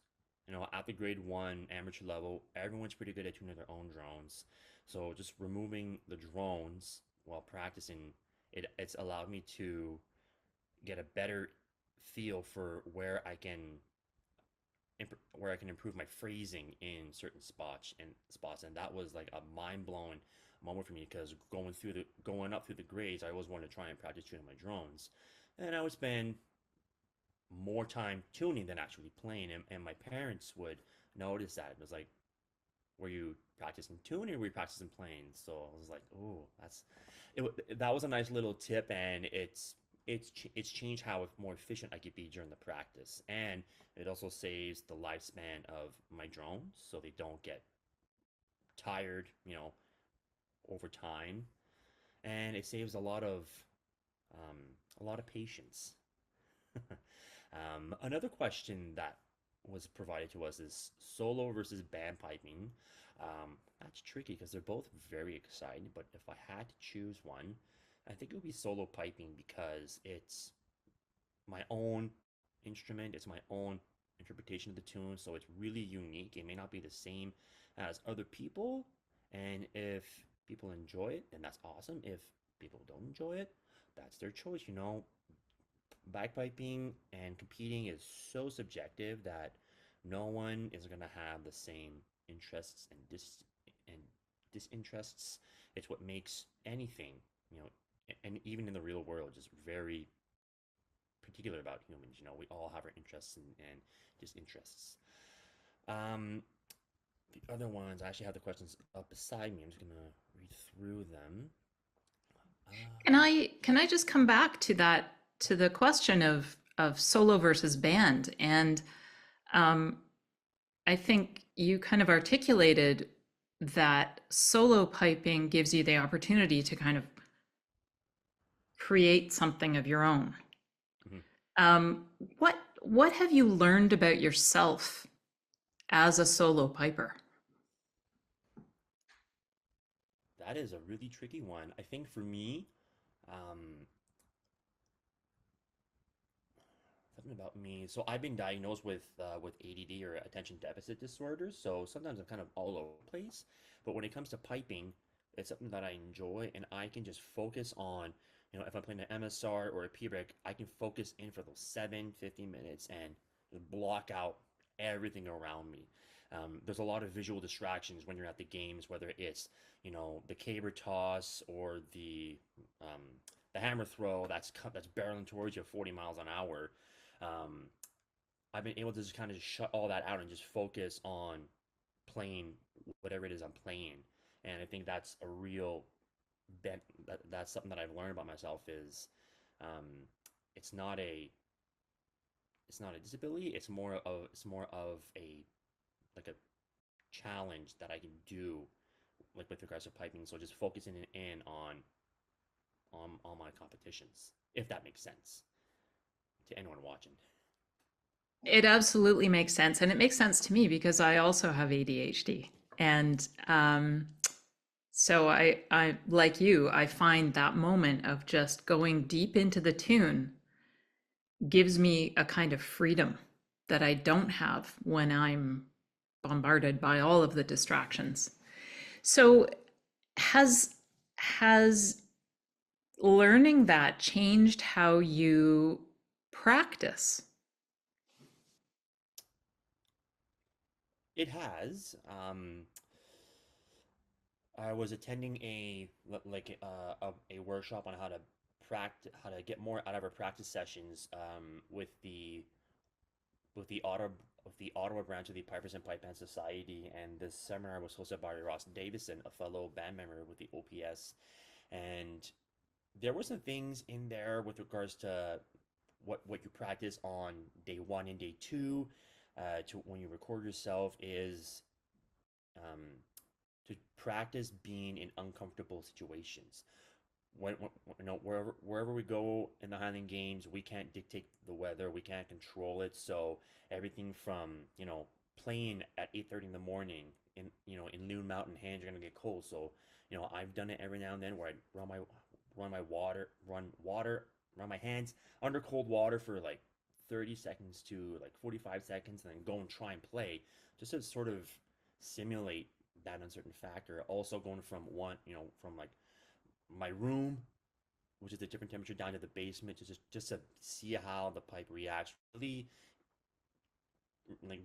just practicing the uncertainty of other stuff. There's other things that I've also done where like one and done, I gotta get my pipe set up within like 5 minutes, tune it, and then try and play, an MSR, 2 jigs, my 6/8 or whatnot, just to really, practice those worst case scenarios. So on the day should it happen, I'm not freaking out because, oh my God, I haven't practiced this. No, I've done this, so the nerves and the adrenaline they'll still be up there, but they'll be controlled. It's not something new and something that's familiar, but I've practiced with it and I could be a bit more at ease with it. Yes, I get it. So, on the topic of just being prepared for competition, have you had any experiences at competition as a solo piper that surprised you in a good way, bad way, neutral way, but something that you weren't expecting? Something that I wasn't expecting. I feel like every time I compete, there's always a little learning going on. No matter whether it's good or bad, we're always learning, and that's it's a really good thing that we learn. As on our journey as musicians. One thing that I learned sort of like during my competition career is um, I tell myself, you know, and this is something that I always do before I'm up next to compete is I'll just tell myself just play the best you can, you know, be happy with your play, and if you get in the top three or if you win, awesome. If not, you played the best you could, you gave it your all, and I'll live to see another day. And when I was younger, I sort of fell in that trap of I have to win, and winning then versus now, it was to be like first or second or third. Now it's more about, delivering a good play, and if I'm rewarded with, being in the prize list, awesome. If not, all right, someone played better than me. I'll look at the score sheets and I'll, work on those little areas where I need to improve. And I've actually also started recording myself during my practice sessions and at my contests, so I can hear what the judge is saying instead of just thinking, oh, I played that amazing and I come sixth, or vice versa. Oh, I played that jig way too fast and I come second or third. So really just having a non-biased sort of recording almost confirm what the judge heard and what I heard. That's fantastic and really good advice for any of us who are competitors. Um, I'm curious about the transition for you between winning being getting a prize and winning being something else. Can you articulate what that something else is? Because it's come up with a couple of the other folks that we've interviewed too. The question of competition and what purpose does it serve? And I think that the journey as a competitive piper, um, the competitions serve different purposes as you move up the grades. What are your thoughts on that? These are some really tricky questions that are really having me think, which is good. Um, I think everyone has their own particular reasons of why they compete. You know, for some, it's to better themselves as musicians, or and maybe eventually, this experience competing. Some people may develop into an instructor and pass on their knowledge to other people, or other folks will want to try and really push to compete over it in the CPA, and eventually get up to the big leagues, competing in the silver, the gold medal, the clasp, and all that. For me, competing, I think it's I think being a good musician also means, just being the being the best version of myself, just being better than you were the day before. And another little model that I have, when I compete, is you're only as good as your last competition. So, um, in a way, it's almost like having the memory of a goldfish. If you didn't play well at all, just forget it and then just focus on what's ahead of you. There's a reason why rear view mirrors are smaller in compared, in like front windshield. Sorry, I'm not saying it right. It's bigger because there's more stuff ahead than focusing on what's behind. I love that. And the have the memory of a goldfish is also a great tip. Um, Speaking of great tips, do you have any favorite things that your teachers over the years, whether it's at a gathering or a workshop or your regular teacher, favorite things that Favorite things they've said. Ooh. I feel like this would be interesting if other people have been asked this, because um, I would have to say favorite things that they've said to me. If nothing comes up, that's fine. Yeah. Nothing, nothing at the moment. Yeah. What other of the questions kind of popped out for you? Um,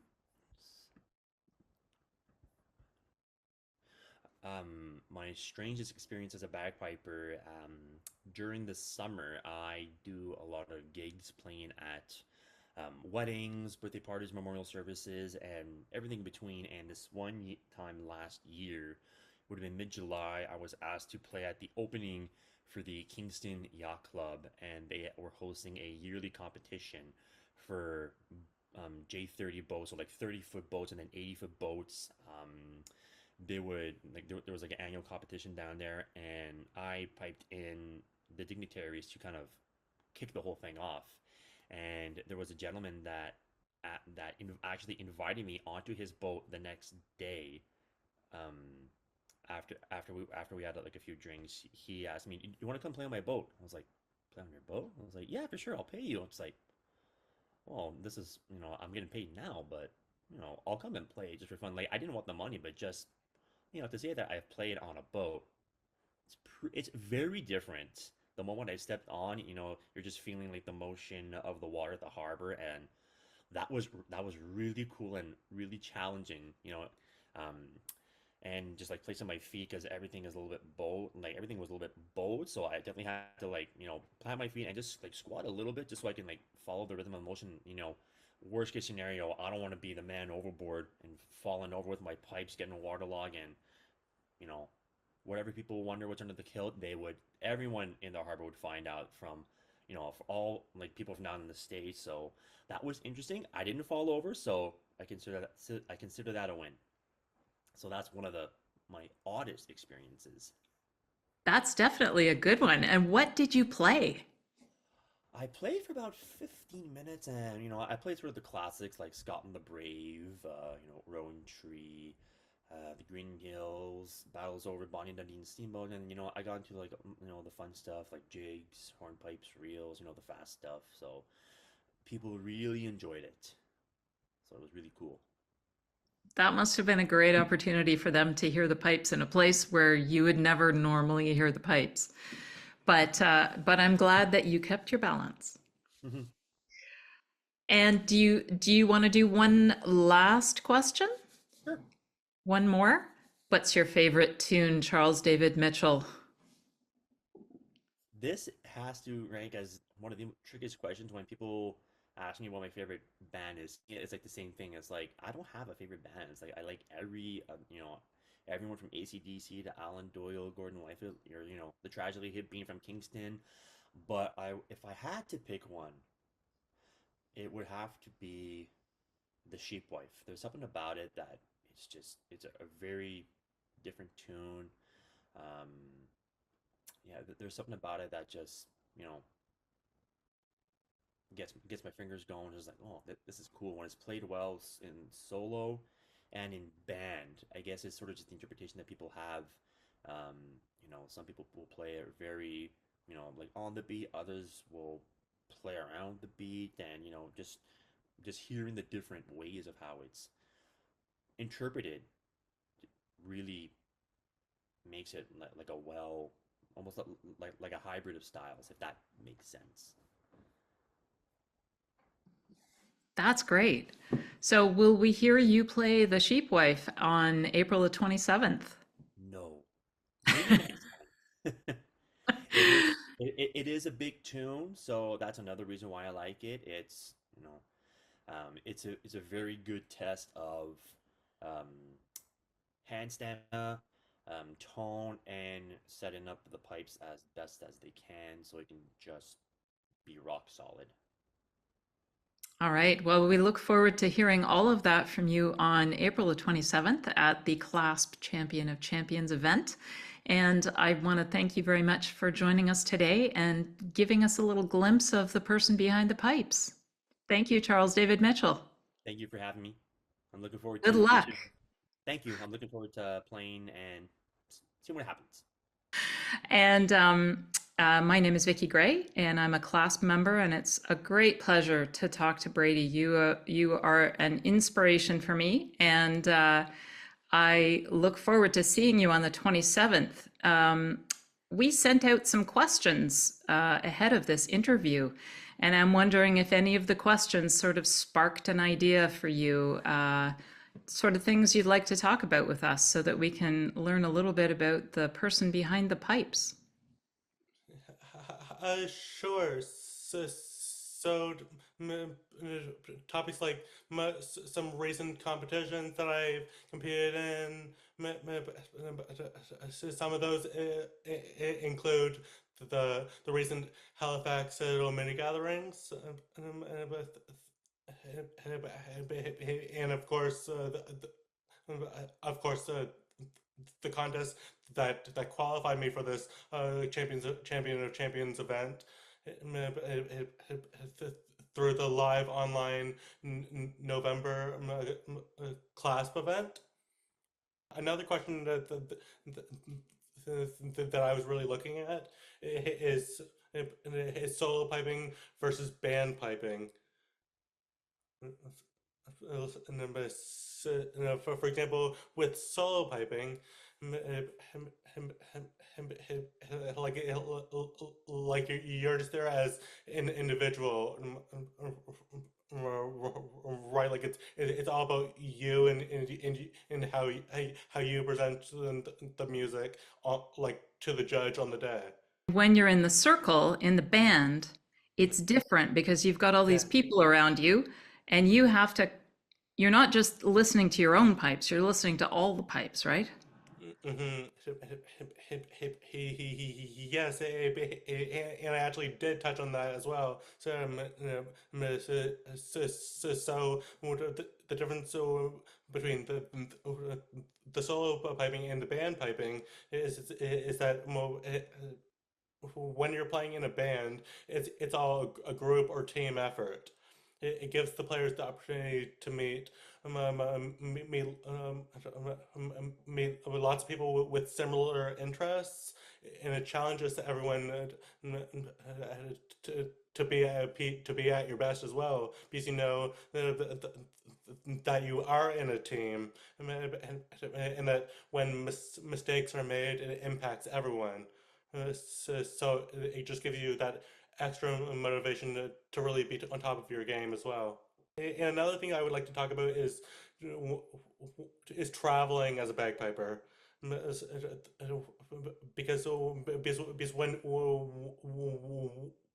while traveling, there's a lot of planning involved in that process.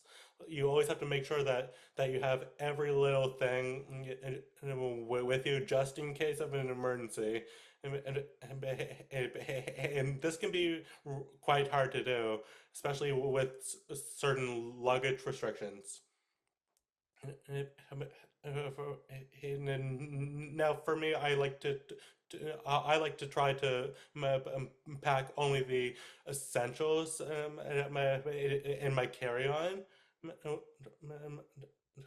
like my pipes, my channers, brushes, corks, hemp, all those maintenance materials. And as well as a copy of my, my music, especially for P-Rocks, in case if it's a more modern piece, I might have to present to the judge, just to have that prepared.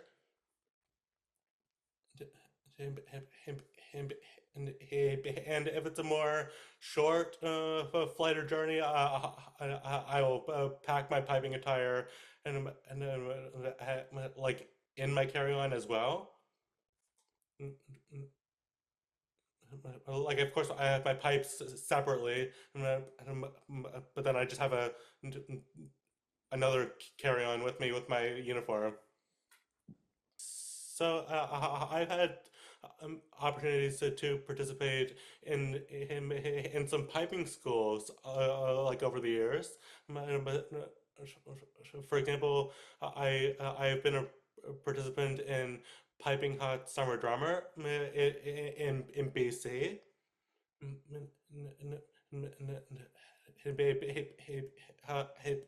As well as a few other ones, and I found that these were always great opportunities for pipers, including myself, to really take a look at your own playing and really take that next step to improve. And also another opportunity that I had through piping is that it allowed me to travel to Scotland, which is something I don't think I would have been able to do if it hadn't been for piping. And I am here today talking to Colin Forest, who will be competing in the Clasp Champion of Champions on April the 27th. And thank you so much, Colin, for joining me today, and look forward to learning a little bit more about you.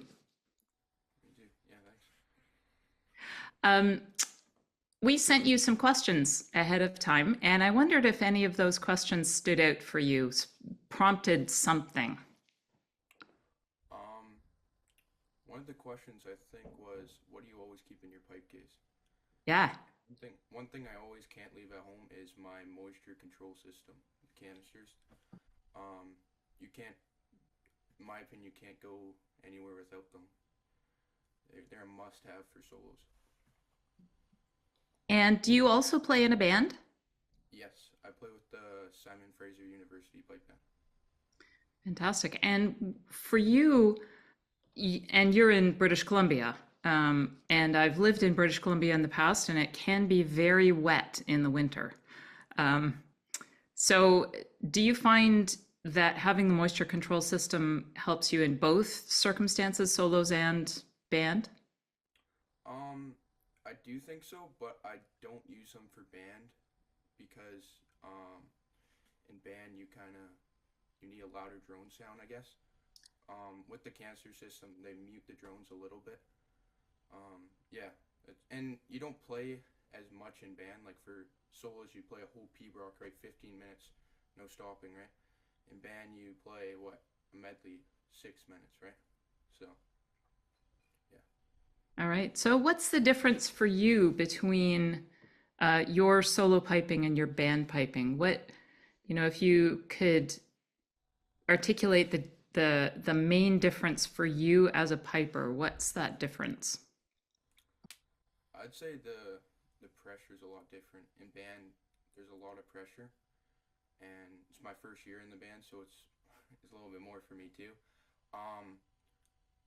Yeah, the solos is more like it's on you, right? If you have a bad day, it's on you. It just only hurts you. But in the band, if you have a little mishap, then it hurts everyone, right? So yeah, definitely band with a little bit more pressure. All right. And do you get different advice between your solo instructor, teacher, tutor, and the pipe major or the pipe sergeant? Yeah, I'd say so.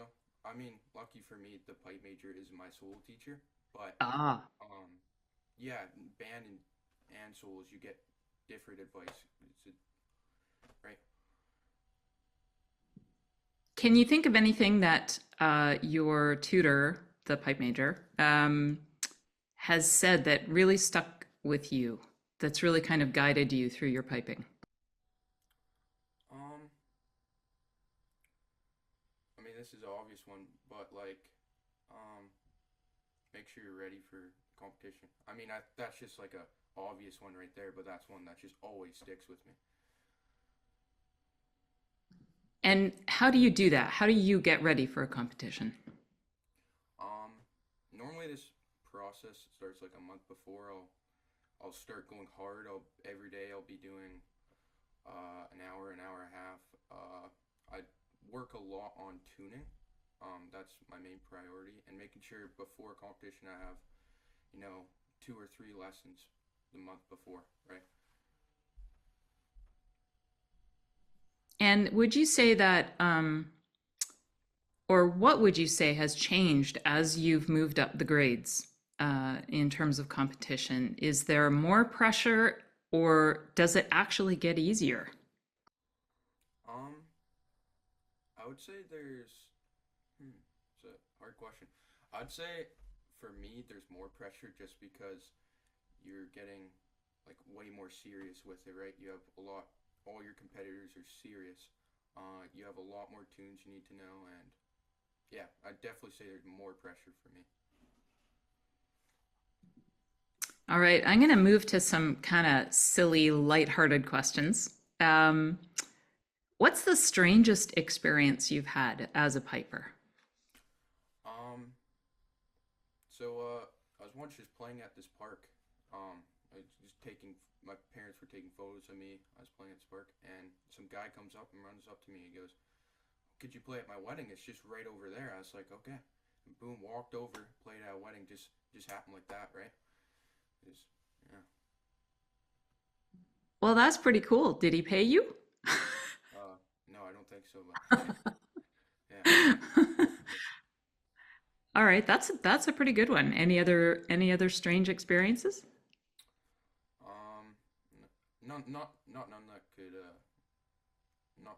None that can come to mind. That one was pretty cool, I think so. That was pretty cool.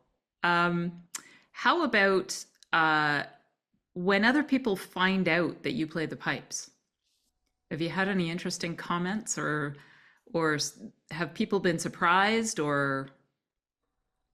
For me, it's normally at school. People will be like, "Oh, you play the bagpipes?" Yeah, they act like super surprised. They don't know how competitive it can be, but then they find out, oh, Colin, competed at this or this. So I think for them, it's like, they don't really understand it, but they're like, oh, there's a competitive side to it, right? So they really get some thinking. Do you think you've influenced anybody to take up the pipes? I hope so. Yeah, I hope so. I think that I would like it if, like, I found out that I inspired, a bunch of people to play the pipes, right? I think more people should get into it, more, especially the competitive side of it. All right. Anything else you want to share with the audience? No, I think that's it. Yeah, that covers it. All right, that's fantastic. Thanks so much, Colin. Appreciate it. And we look forward to seeing you on the 27th and hearing your tunes. Good luck. Thank you. Yeah. And I have the pleasure today of interviewing Henry Pollock, who is one of the competitors for the Clasp Champion of Champions, coming up in April 27th. So thank you, Henry, for joining us and taking part in the interview. And we were just talking briefly about some of the questions that we gave you ahead of time. And I asked you if there were any questions from that list that sort of stood out to you. Which one was it? So there was an interesting question there on the list about what was kind of the weirdest or most interesting piping experience you had in the past year.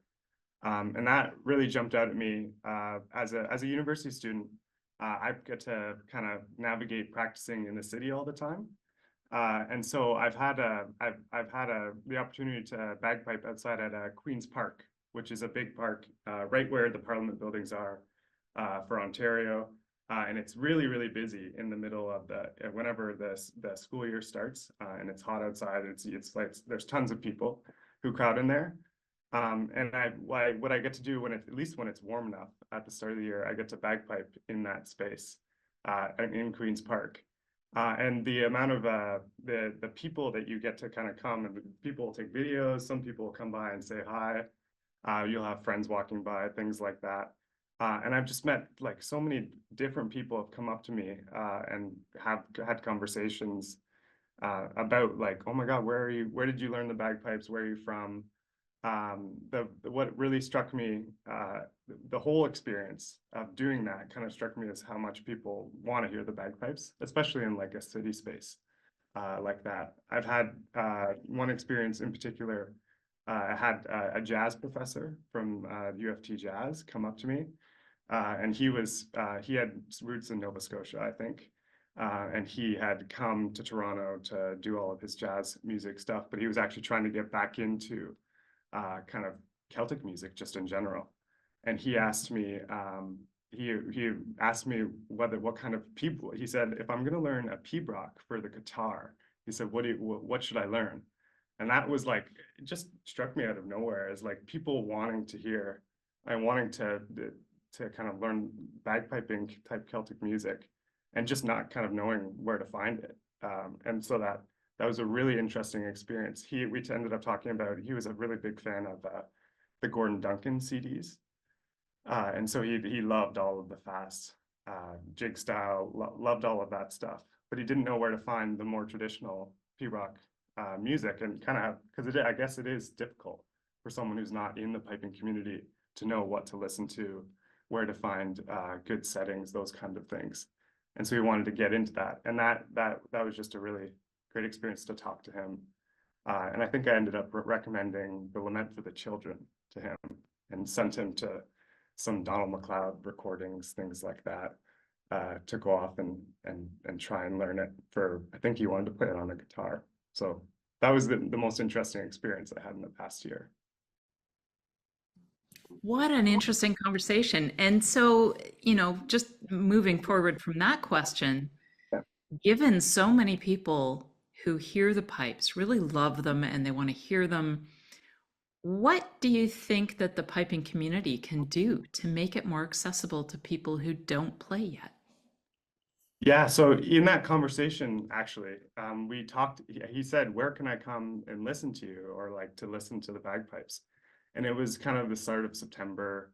And it was actually struck me as a kind of difficult question. I was like, well, there's the Highland Games in the summer that you could come and visit, but it's a bit of a hike to go and visit them. And he was like, I was kind of grasping at like performances, like where could you just go kind of like in a live music setting, see a bagpiping performance, especially in a place like Toronto. And I think maybe there's a demand for that type of music, especially maybe like a live piping type, like they do at the Piping Live in Scotland and that kind of thing. That maybe we just don't see on our side as like existing, but it definitely, I think it's out there. There are tons of the amount of people that stopped in Queen's Park to say hi or say, where could I go and listen to more? That struck me that there's more people out there wanting to hear that type of thing, that just maybe don't know where to find it, or find like how to where even start to begin to know where to go. And how do you think solo pipers, like the pipers who compete in the Clasp, the competition league for amateur solo pipers, how could solo pipers help bring the pipes to more people, do you think? I think there's definitely lots of different ways you could go about doing it. The thing about there is the live music setting where we could, I think it would be really awesome to have pipers go out and try and do just performances. We're very oriented on competition, I think, and that can get, the competitions are great, and I think they're like part of why we our tradition and everything that makes us so great about bagpiping. But having like a balance of maybe we should be doing just as many performances as we're doing competitions. I mean, that's the reason we do competitions, so that we can put out great performances in the end. So there's been a lot of stuff. I've been talking to Andrew Berthoff, played in the St. Andrews College band here for a year, and we had a lot of conversations about just the evolving kind of media space where pipers were kind of reaching out into. So he was talking about TikTok and obviously YouTube becoming really big platforms for like spreading bagpiping to people who had never really heard it before or hadn't had the opportunity to like go out and see it. So I think there's definitely that opportunity through online. And then just the in-person. I think cultivating a little bit more, going out and doing bagpipes with other instruments. I really enjoy Matt McIsaac has been my teacher for a long time through St. Andrews College, and he is an amazing multi-instrumentalist, playing on the guitar, playing on the tin whistle, and all of those things. And I think some of my most enjoyable bagpiping performances were getting to play with him, playing like multi-instrument, like kind of quartets or anything like that. And those were really enjoyable for me personally, but I think for audiences too, like they want to hear that type of thing as well. So like bagpipers breaking into more like the live music community, and that's difficult, I think, in Canada. There's less of it in Ontario for sure, because it partly just there are more people maybe in Cape Breton and Nova Scotia who have that type of expertise playing with the bagpipes. But I think that the people want to hear that type of thing. So if we definitely could get that going in Ontario, that would be a great thing moving forward. I completely agree.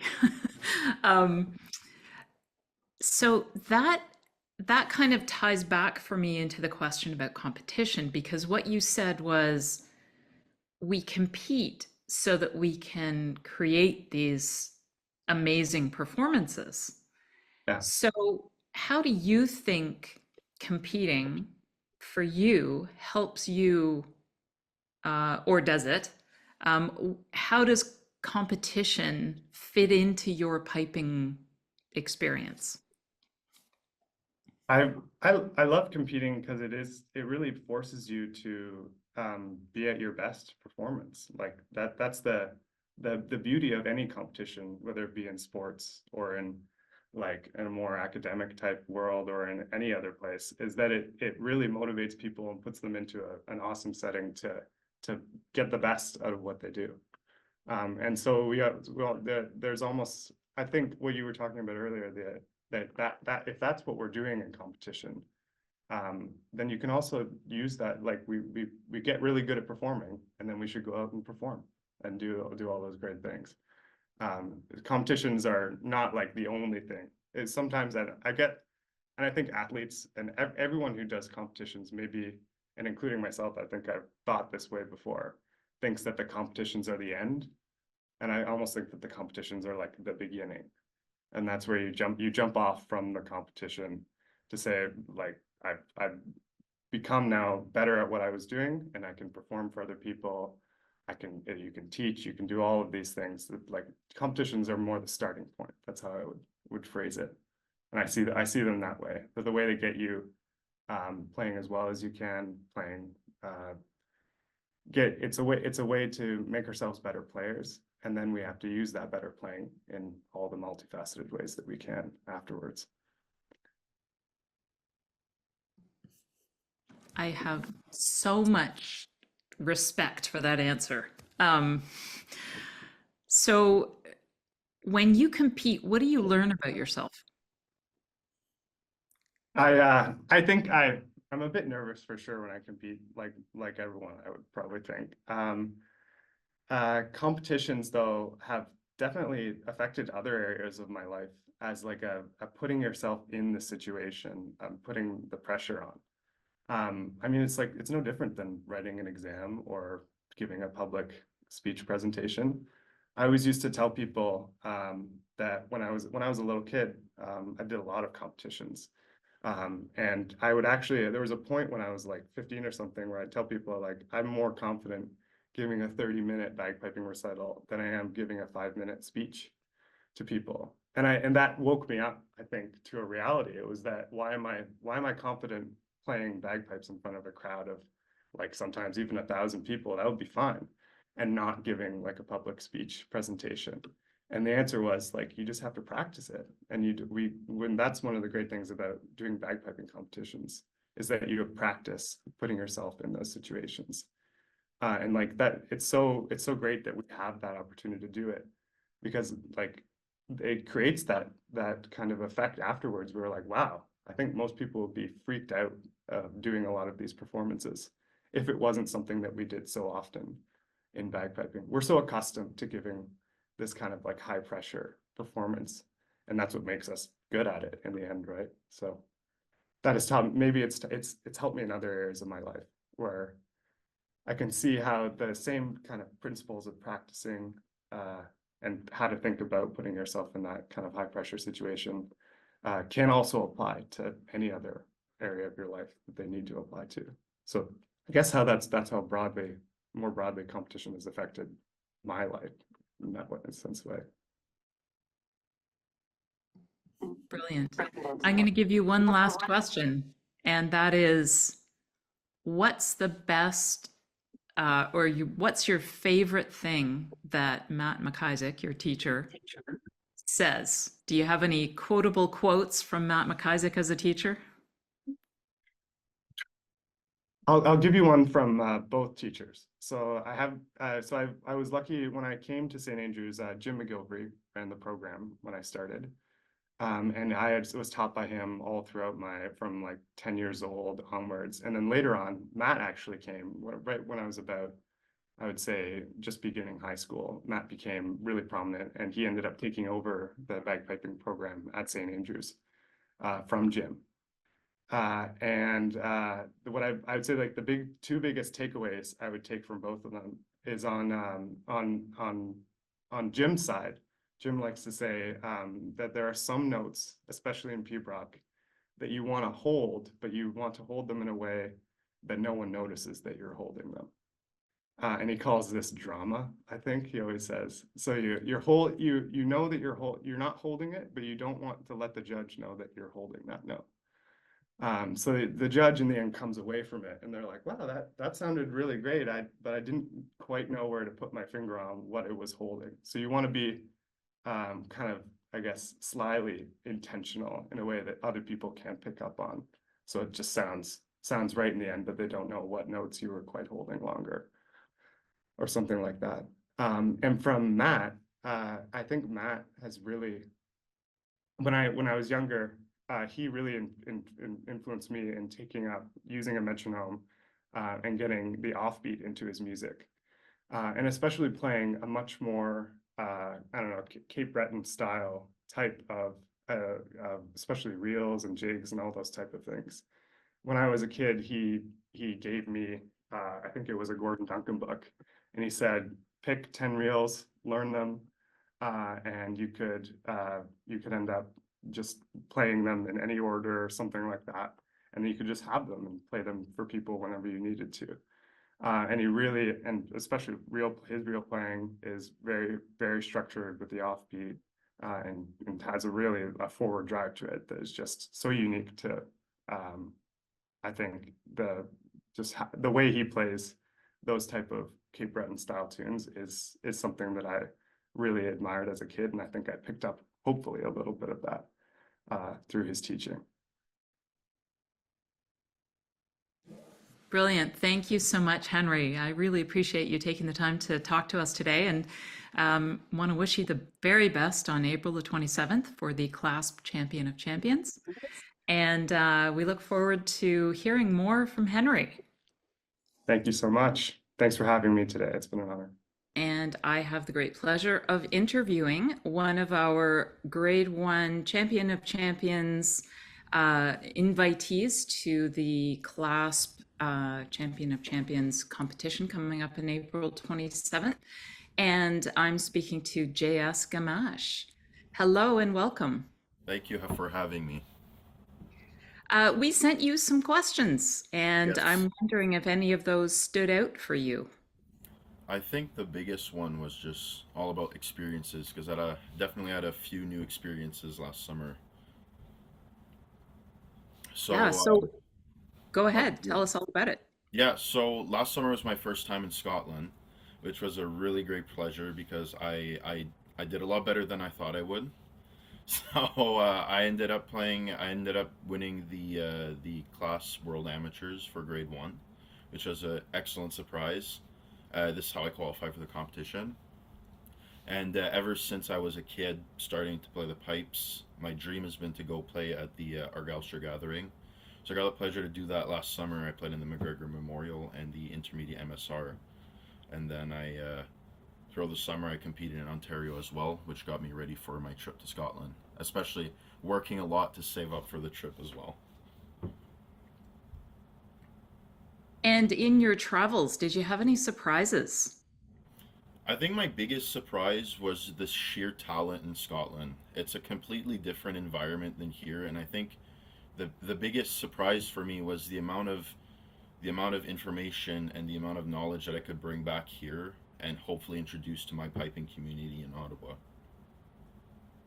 And tell us about that piping community. Is it a band? Do you play in a band? And do you teach any of those Yep. sorts of things?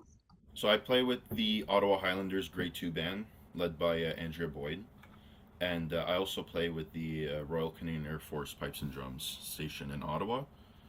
And it's a really great community. Everyone knows each other, and we all gather at the local knockouts throughout the winter times when the competition circuit isn't running, and it's nice to just catch up with everyone. Everyone's extremely nice, and everyone supports each other. That's great. And so you said you were going to take some knowledge back to them. Were there any things that when you came back from Scotland, the band sort of said, tell us all about this? I think, well, the biggest thing for me was the addition of folk music and non-traditional pipe tunes into our sets. I've definitely taken a big interest in more folk music and translating onto the pipes, which will be prevalent in my medley for the next knockout competition in Ottawa. And I'm just hoping to introduce that new style of playing over here. Fantastic. And what were the tunes that you decided to work on for that medley? Or can you reveal that? Just a few tunes that I've had in mind. Definitely a few Irish slow airs, which was definitely a big one for the Worlds this year. The slow airs that were played by the bands were extremely beautiful, and not necessarily traditional pipe tunes. Also, a few reels that I've had interests in, the whistle tunes, fiddle tunes. I don't have a lot of names yet. A lot of them are just tunes that I've heard that, but you know how it is. It's you hear a tune and you just try to figure it out, and you don't necessarily know the name of it yet, but yeah.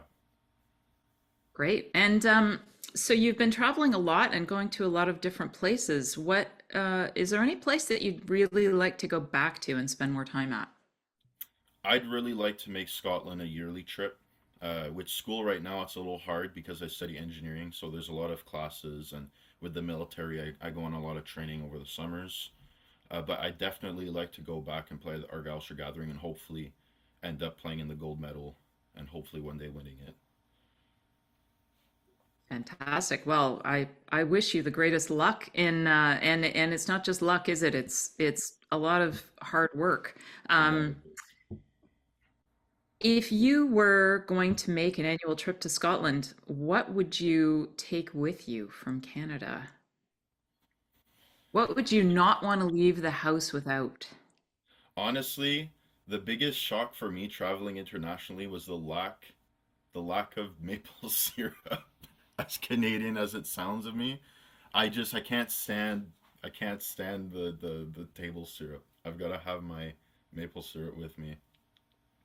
Well, I bet you're going to be pretty popular in Scotland if you take maple syrup with you. And I completely agree. We get some maple syrup from a local producer here in Nova Yeah, Scotia, and I'd never go back. I know. It's an absolute shock. I was like, what am I having for breakfast if there's no maple syrup? Well, that just about sums up this interview, JS. I don't Awesome. think you could possibly say anything better. But how about one last question? Any Yep. other questions from our list stand out? I think the biggest one I wanted to mention was the most influential thing my instructor says. And for me, especially studying engineering, I'm very busy all the time. And putting the work in for competitions throughout the year gets increasingly difficult with the once the semesters end. So I think the biggest thing my instructor says is you know what you have to do, now it's just you got to do it. That's all it is. And how do you turn that advice into action? What do you do? I just make a plan, and the biggest thing is just stick to your plan, and you know what you have to do. This isn't my first time competing, so you just have to make a plan, find the time for it, and make sure you're in the right headspace to do it, and then you just gotta do it. That's all it is. And have your learnings about yourself, has that changed as you've moved up the grades? How you practice or how you think about your music or yourself as you're piping. Yep. What's changed for you as you've become more and more skilled at it? I think the biggest change for me was the intention when I practice wasn't necessarily just to pick up the pipes and play whatever tunes. It's I'll pick up the pipes, I'll play Pbrook, I'll play an MSR, I'll take a break, and then I'll see what can I improve on that.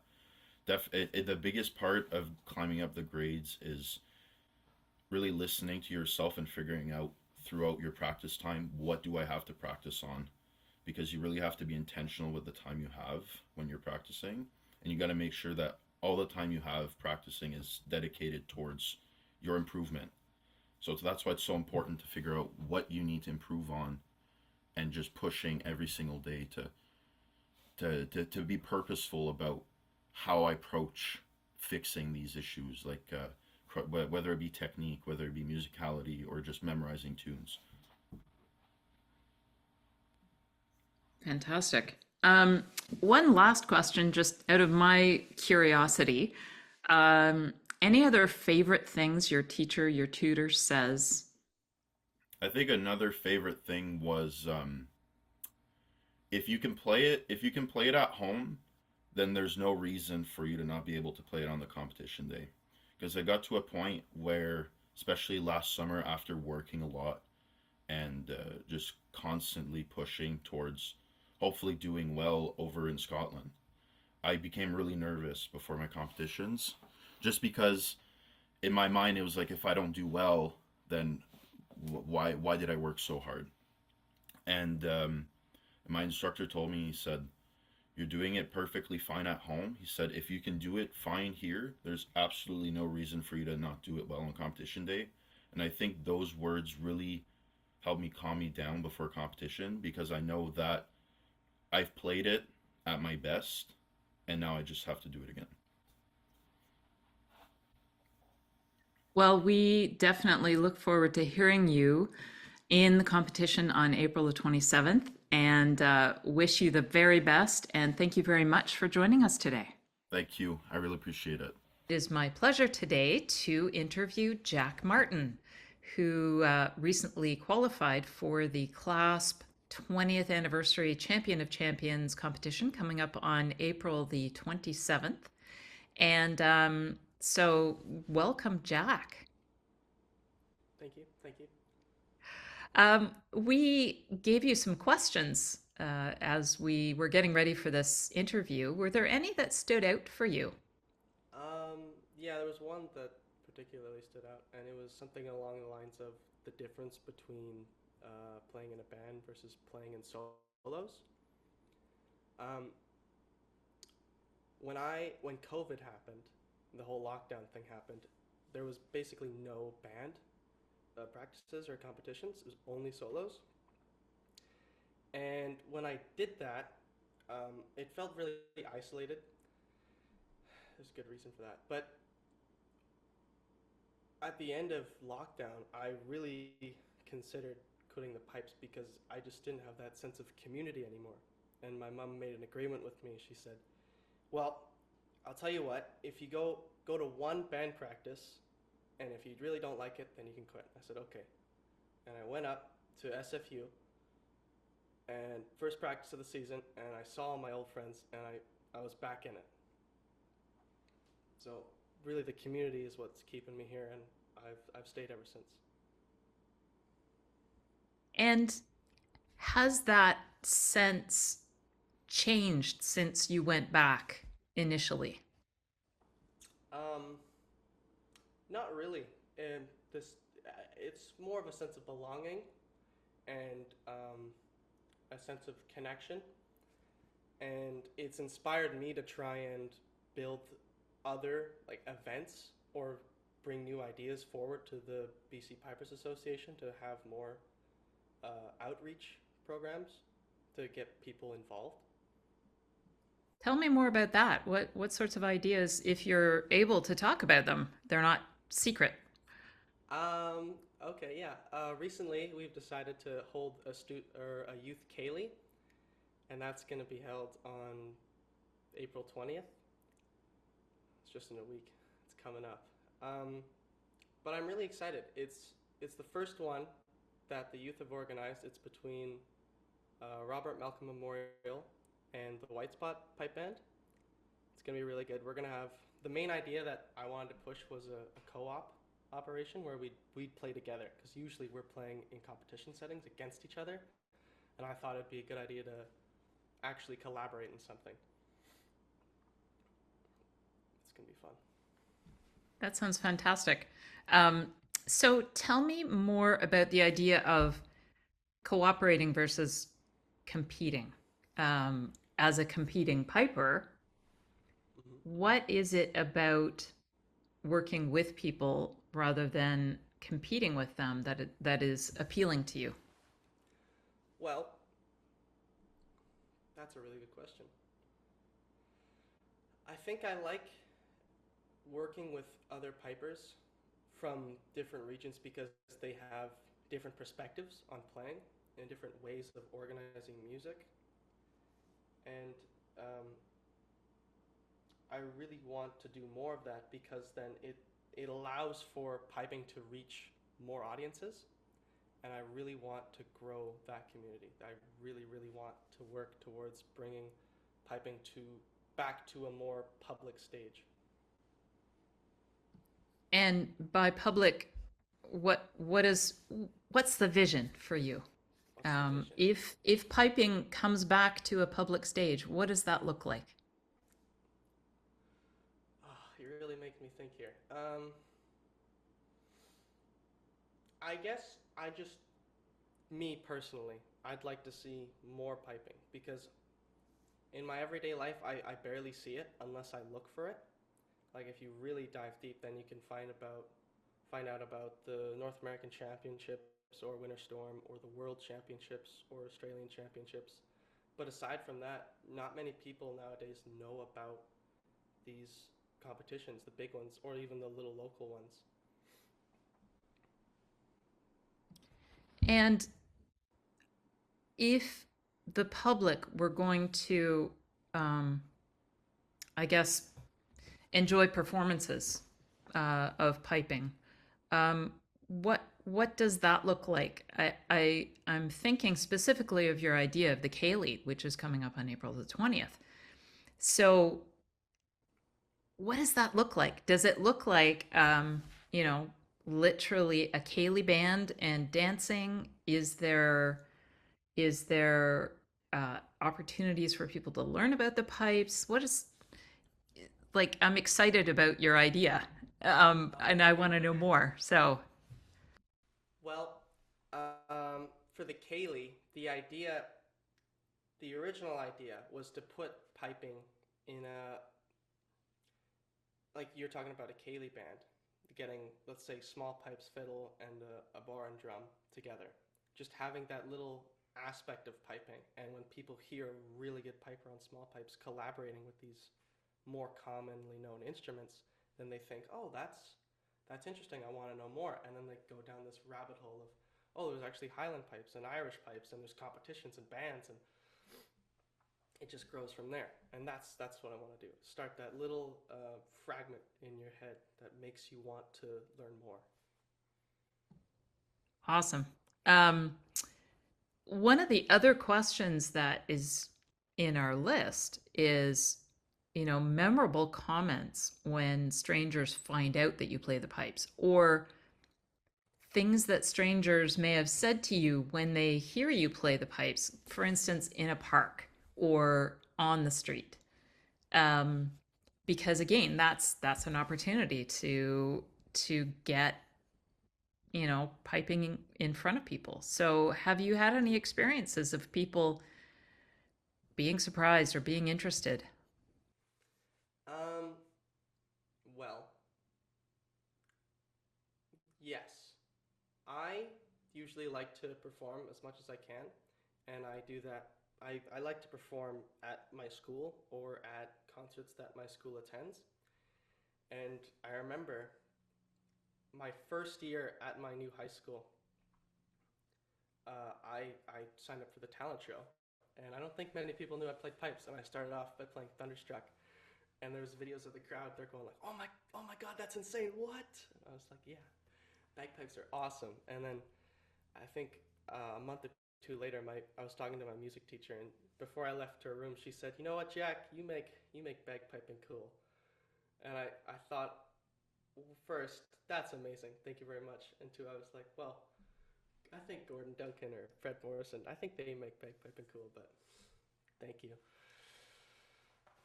So that's the most memorable one right now.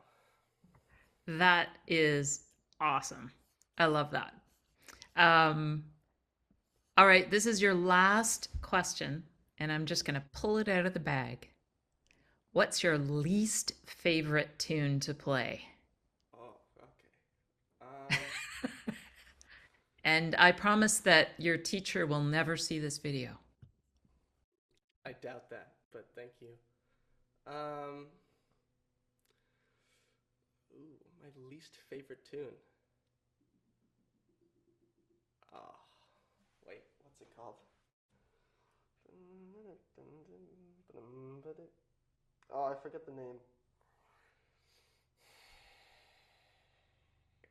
I'm blanking, honestly. They're all such great tunes. That's okay. How about we switch it? What's your most favorite tune? Oh, that's even harder. It's a bit egotistical. I'm recently obsessed with a tune that I wrote.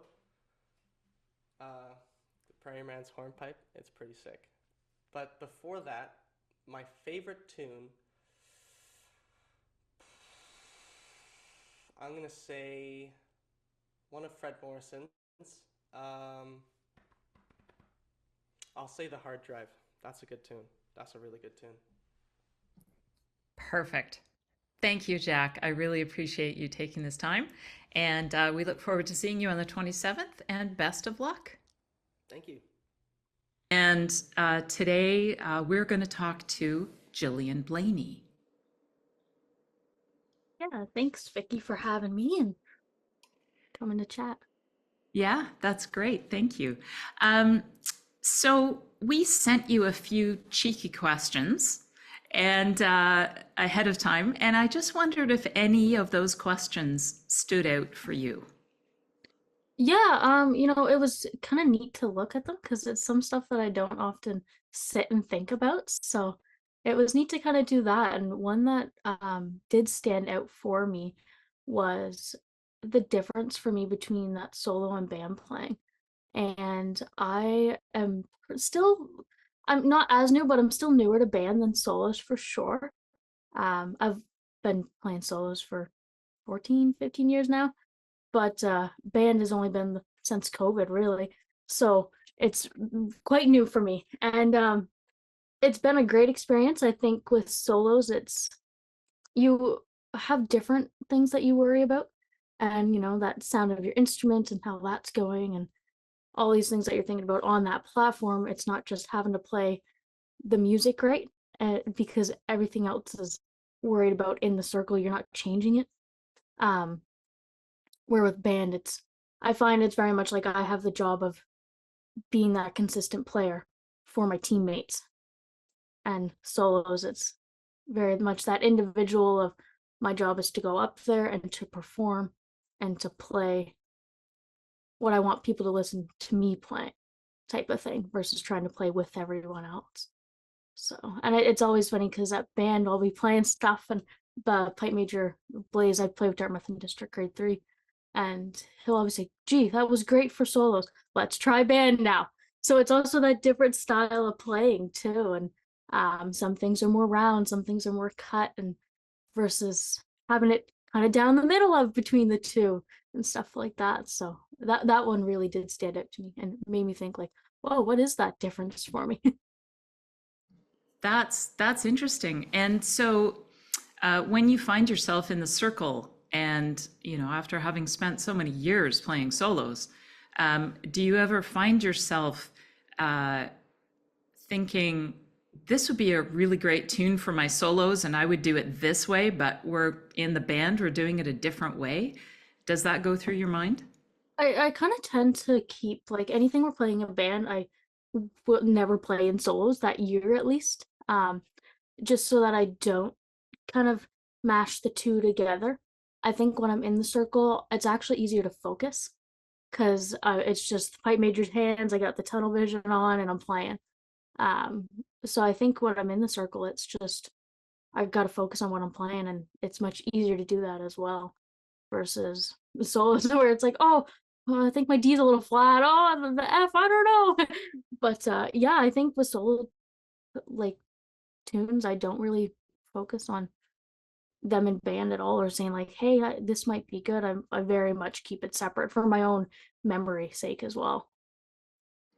Yeah. So if you have been competing solo for a decade and a half now, you must have some stories to tell about solo competitions. Do you have any memories or interesting experiences you'd like to share? I think for me, like I've definitely had my ups with it and I've definitely had my downs with it, and it's always challenging, which is something that I really enjoy about it. Um and then there's also some days where I'm like, nope, we're not doing this today type of thing. So there's always that. I think back to things like the P-Work Challenge and PEI, and that one of those really good competitions I find for me, and very much good mental preparation as well goes into that type of thing. But it's always nice because it's a nice big stage, and I always go out and I'm like, oh, I feel like I'm in the big leagues type of thing. Like it feels more important that it's on this big grand stage. But then I've also met so many friends from solos. You know, having the opportunity to go to the George Sheriff and the Nickel Brown, it's a great competition, but then it's also just a chance to meet these people that, you know, in 10, 20 years, I'm still going to be competing with and against type of thing. So I've made like a lot of good friends through that. And I think for me, that's the biggest things that have come out of solos is that friendship, but then also the challenge of always having to work on new things. Yeah, so you talked about going to the Sheriff and the Nickel Brown, and so you've been traveling as a bagpiper for a while now. Yes. Yeah. Do you have any experiences that kind of stand out for you, places you'd like to go back to? You mentioned the College of Piping and PEI, but are there other places, and are there any places that you would like to go to in the future? Yeah, I think the Sunbelt was a really nice one, not just because it was in Florida and it's sunny and warm, but I always like when they're in the hotels because you have your room, but then you can go and compete and stuff. So that I would love to go back to.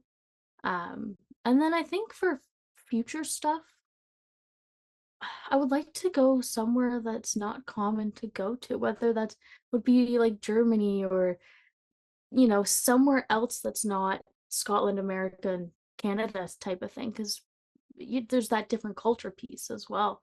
And I think it would just be a really neat experience. I'm a huge advocate and like passion for traveling to compete. And it's not only just because it's cool to travel, and you know, I've been lucky enough to have all my travel experiences been with piping. I've never gone on a trip without my bagpipes. But it gives you a chance to see where you're at other than home. I think that it gets you in, like at home, you're comfortable where you're at because you know what's expected. Where I think if you go away, whether that is to Germany or Florida or Scotland type of thing, it really allows you to see like, oh, I'm here or I'm here, not just at home, but away too. Or hey, guess what? I'm doing great at home, but over here, maybe not so much. What else can I do to improve that type of thing? So on that topic of what else can you do to improve it, what's the best advice another piper has given you? That's hard because like there's a lot of advice from a lot of people. Here at home, I'm very lucky to have Bruce as my full-time teacher, and I'm very lucky to have Alex as well because they're both here locally. Um, you know, I when I think of the best advice, Bruce always says like I have to go out and play and leave it out there and not let myself beat myself. So I have to make it so that people have to beat me because they just plain played better than me. Don't open that door with whether that's your mistakes or your chokes and all that stuff. And I mean, it's gonna happen. I can't do it every time. It would be lovely if I could. It's just not possible. But I think I always think about that, and that's a lot of where my drive comes from. Is like I want to be able to go out there and say, "Hey, I'm Jillian Blay, and this is what I just performed. Let's beat it," type of thing, right? And I think it also allows it so that even if you don't win and you did put out that best performance, you still won in a way because you did the best you could, and you just plain got beat, and that's okay. So I think that's really what stands out the most for me is that really big piece of advice is just go out there and play and don't leave the door open. Make it so that they gotta either make a new door or barge in. Don't make it easy for them, right? Exactly. That's exactly it. Yeah. Okay, so last very silly question is when strangers find out that you play the pipes, what kind of memorable comments have you had, or memories of conversations about you playing the pipes? Oh, there's always, oh, that's so cool type of thing, or oh, really? Like, why would you want to do that? A lot of people are surprised based on my size because I am small. I'm only 4'11". I'm short. So they're always very surprised about that and like, oh, really? Like, you sure you can play those things, or how much wind can you get out of, because I am small, but yeah, I always just say, it's not about the size or the gender or anything like that. It's very much about how much work and effort you put into that. And I'm always telling that to my students because I teach as well, and I teach kids and youth. So it's always like, it doesn't matter who, what, when, where, why, how. It's how much effort you're going to put into it. And that's kind of what I also say to the strangers, saying, "Oh, that's weird. Are you sure you could do that? Like, how much lung power do you have?" And it's just like, it's about practice, whether it's, that 15 minutes every day that I don't want to play the pipes, or if it's the 3 hours that I might play that day because I'm feeling really good, or I'm frustrated, so I need to get something out of it, type of things. So yeah, I think it's very much just, yeah, I play it and you can listen. It sounds good to me, but you also don't have to like it, and I'm not going to force you to like it. That's great. And so that just prompted another question. You talked about teaching. So you both take lessons yourself and you teach others. What do you find you learn from teaching? I find there's always those things of like, yeah, I get why Bruce was frustrated that day because my drone wasn't hemped right, because now I'm frustrated because the students isn't. But I think it's neat for myself to see all these things that I've learned over the years that I can put out to the kids. And especially once I get them, I have a few teenagers who are competing now and in grade 5 to 3. So I get to see things like P work come to life in a way that I've been able to learn and play it. But then I'm also able to take what I'm teaching back to myself and say, I remember I was telling, you know, one of my students that, oh yeah, you need to stretch this note because it really gives it a bit more life and like dramatic type thing. And then I take that back and I do it and I'm like, okay. And it's all that same idea of you gotta talk the talk and walk the walk type of thing. I can't teach them and then don't do it myself. So I think it also holds me accountable for that stuff. And with the little kids, if I'm teaching them chanter and things like that, it's all about making it fun. Um, and I'm in school for child and youth care, and we do a lot about social and emotional skills, but it's through that developmental stages. So if they're, 7, 8, and 9, they're not going to want to sit after school all day and learn channel lessons. So it's game oriented. And I mean, I like games too. So it's fun that way, but it also helps me see like having that control over doubling that I could take again back to my own playing and being like, my doublings were tight today. Think of how you would teach it, and think of how I'm going to teach it to the 9-year-old who's just learning. It's not going to be da-da, it's nice and big. So I think that's also another thing that I take away from teaching and then back to my own playing. Yeah, I can imagine that. So I don't want to take up too much more of your time, but is there anything else that you just want to share about Jillian Blay?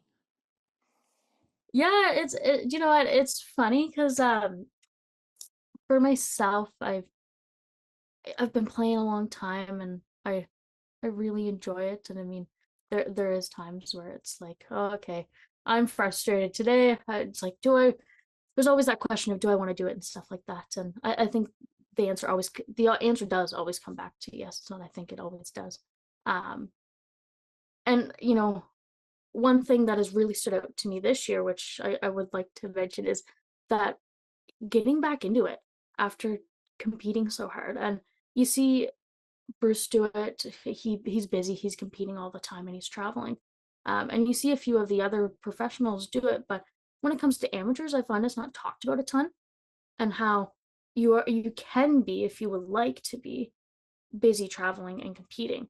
So this year it was like Maxville, Scotland, and then I came home and it was Washington for the Nickel Brown, and then it was Florida for the Sun Belt and Ontario for the Sheriff. And after all of that, I was like, whoa, I needed a break.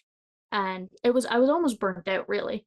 And I mean, I'm juggling school and all that stuff. I still always make time for the pipes. It's something that it's a boundary clearly set for myself, is that I have to spend time on them and for that enjoyment piece of it. But I was really burnt out, and I've struggled to get back into it and working on new stuff, because it's like, oh, I already feel behind because everyone else had all the fall to work on this new thing, but I was so focused in on my competitions, which wouldn't change it for the world.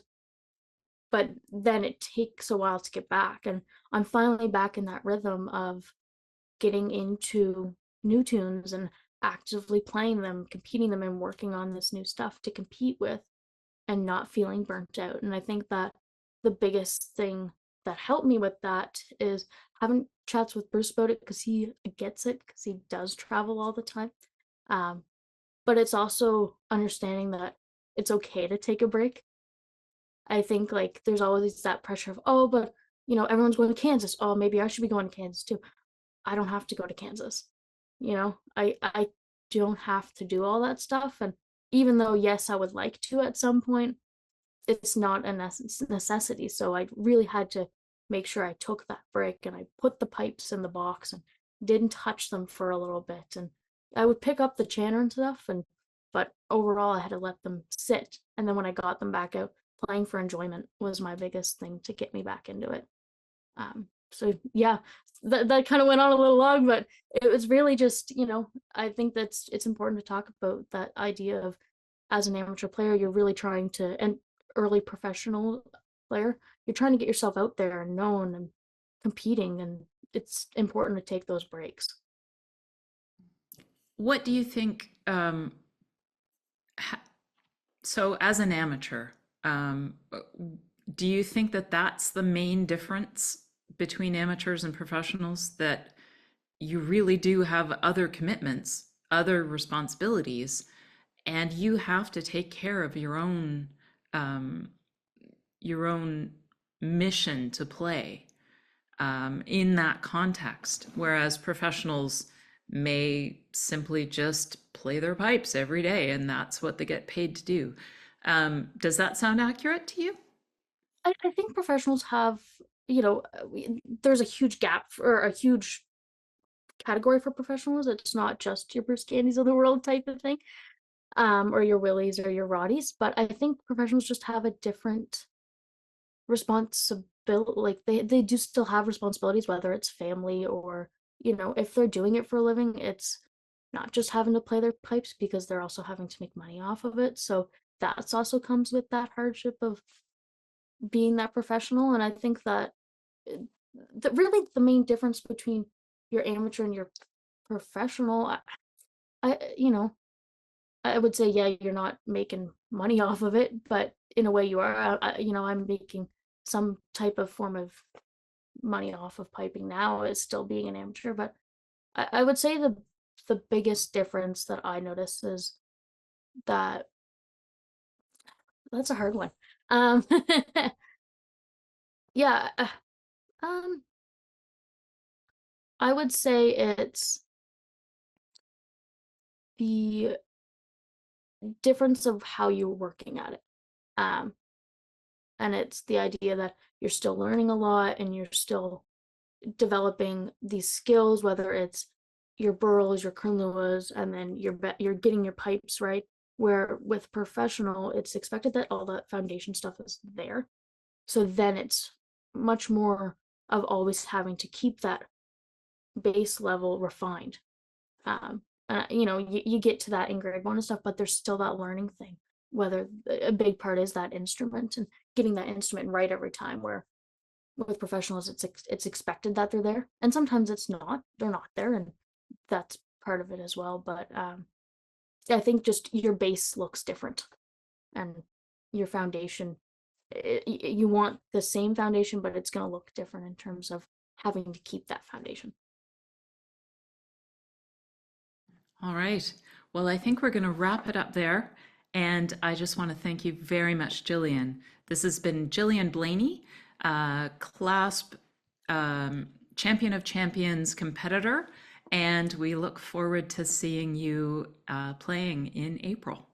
Yes, thank you very much for having me. And I am here to interview Ray Flanigan, who is a qualifier for the Clasp 20th Anniversary Champion of Champions competition coming up on April the 27th. Hello, Ray. Hello, great to be here. Thanks for being here. We sent you some questions ahead of time. Were there any that stood out for you? The traveling as a bagpiper question is definitely an interesting one. You've been doing a lot of traveling? Yeah. I this particular year I've been flying in and out of my home state quite frequently. But where I live in Michigan, it gets quite snowy, so I've had a few competitions canceled because of poor weather.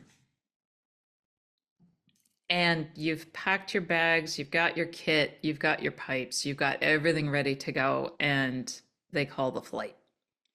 Yeah, exactly. Any really interesting places that you've traveled to this year? I was going to play in Florida. That was the one that got canceled. And that would have been really nice in the middle of the winter from Michigan, right? Yeah. Any place else that you've been? I played at the Metro Cup this year in New Jersey. I didn't realize how close it was to New York. It was quite interesting. And so did you actually go to Manhattan? Yeah. While you were there? Yeah. Did you busk on the sidewalk? I was a little cold for that. So of all the places that you've traveled to as a piper, where would you go back to if you could? Or where would you go if you could travel as a piper? I guess the obvious response is Scotland. I went to go. It was my first time to the British Championships. I'm planning again going this year to the Worlds. Great. And you're going with a band? Who do you play with? Yeah. I currently play with Greater Midwest. They're a grade 2 band in Battle Creek. Fantastic. What's the difference for you between being a solo competitor, for instance, for the Clasp, and being a band piper? I guess for me, there's a lot of sometimes subtle differences between the settings of the tunes. For example, this year we're playing a few tunes that overlap with some of my solo repertoire, and it can be kind of confusing or challenging sometimes to balance the two settings when I'm playing at practice, playing at home. Absolutely. And do you have a tutor currently? Yeah, I'm taking from Jack Lee. Oh, fantastic. Does Jack have any good advice or tips about how to manage that? You know, how to manage practices? You've got the same tune for solo and band. Any good tips from Jack? Not from Jack, but I've been told many times to not play the same tunes completely. Not sure if it's the best advice, but yeah, well, it's a tough thing, right? Because if you don't, then you have to learn twice as many tunes, right? yeah. All right. So given that you have been doing some traveling, what would you never leave home without? if you were traveling for an event, whether it's locally or taking a plane somewhere? What do you absolutely have to have with you when you're going to a competition? For me, I need to triple check that I have my Glengarry. Um, I've forgotten that many times. Uh, Another thing would be hand warmers for me, especially playing in some of the colder areas. My hands just get very cold. It's hard to play. What's the coldest that you've ever played your pipes? Maybe 19 degrees Fahrenheit, What was the number? -13. I'm not quite sure what that is in Celsius. Fahrenheit. Ouch. And did the Yeah. pipes actually still work?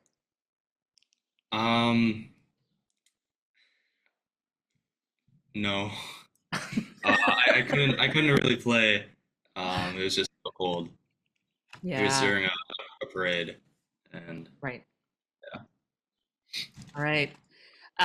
So Ray, the traveling bagpiper, what's the best tip any piper has ever given you?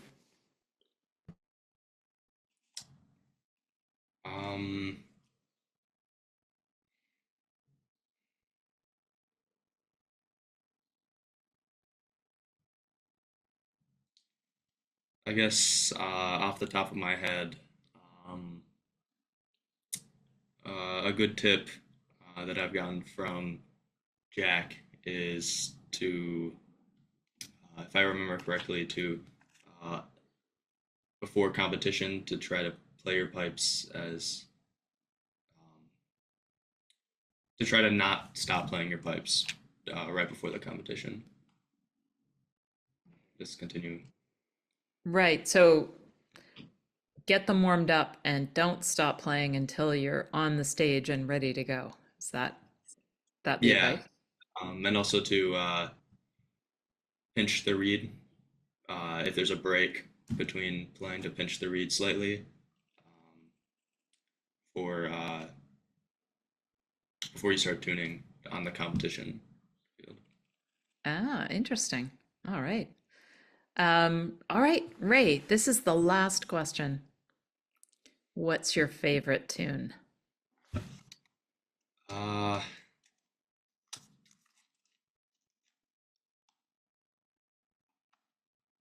My favorite march is Major Manson's Farewell to Clacton-Truchel. It's hard to pick a favorite tune out of all the. Will we see you play that on the 27th? I think so.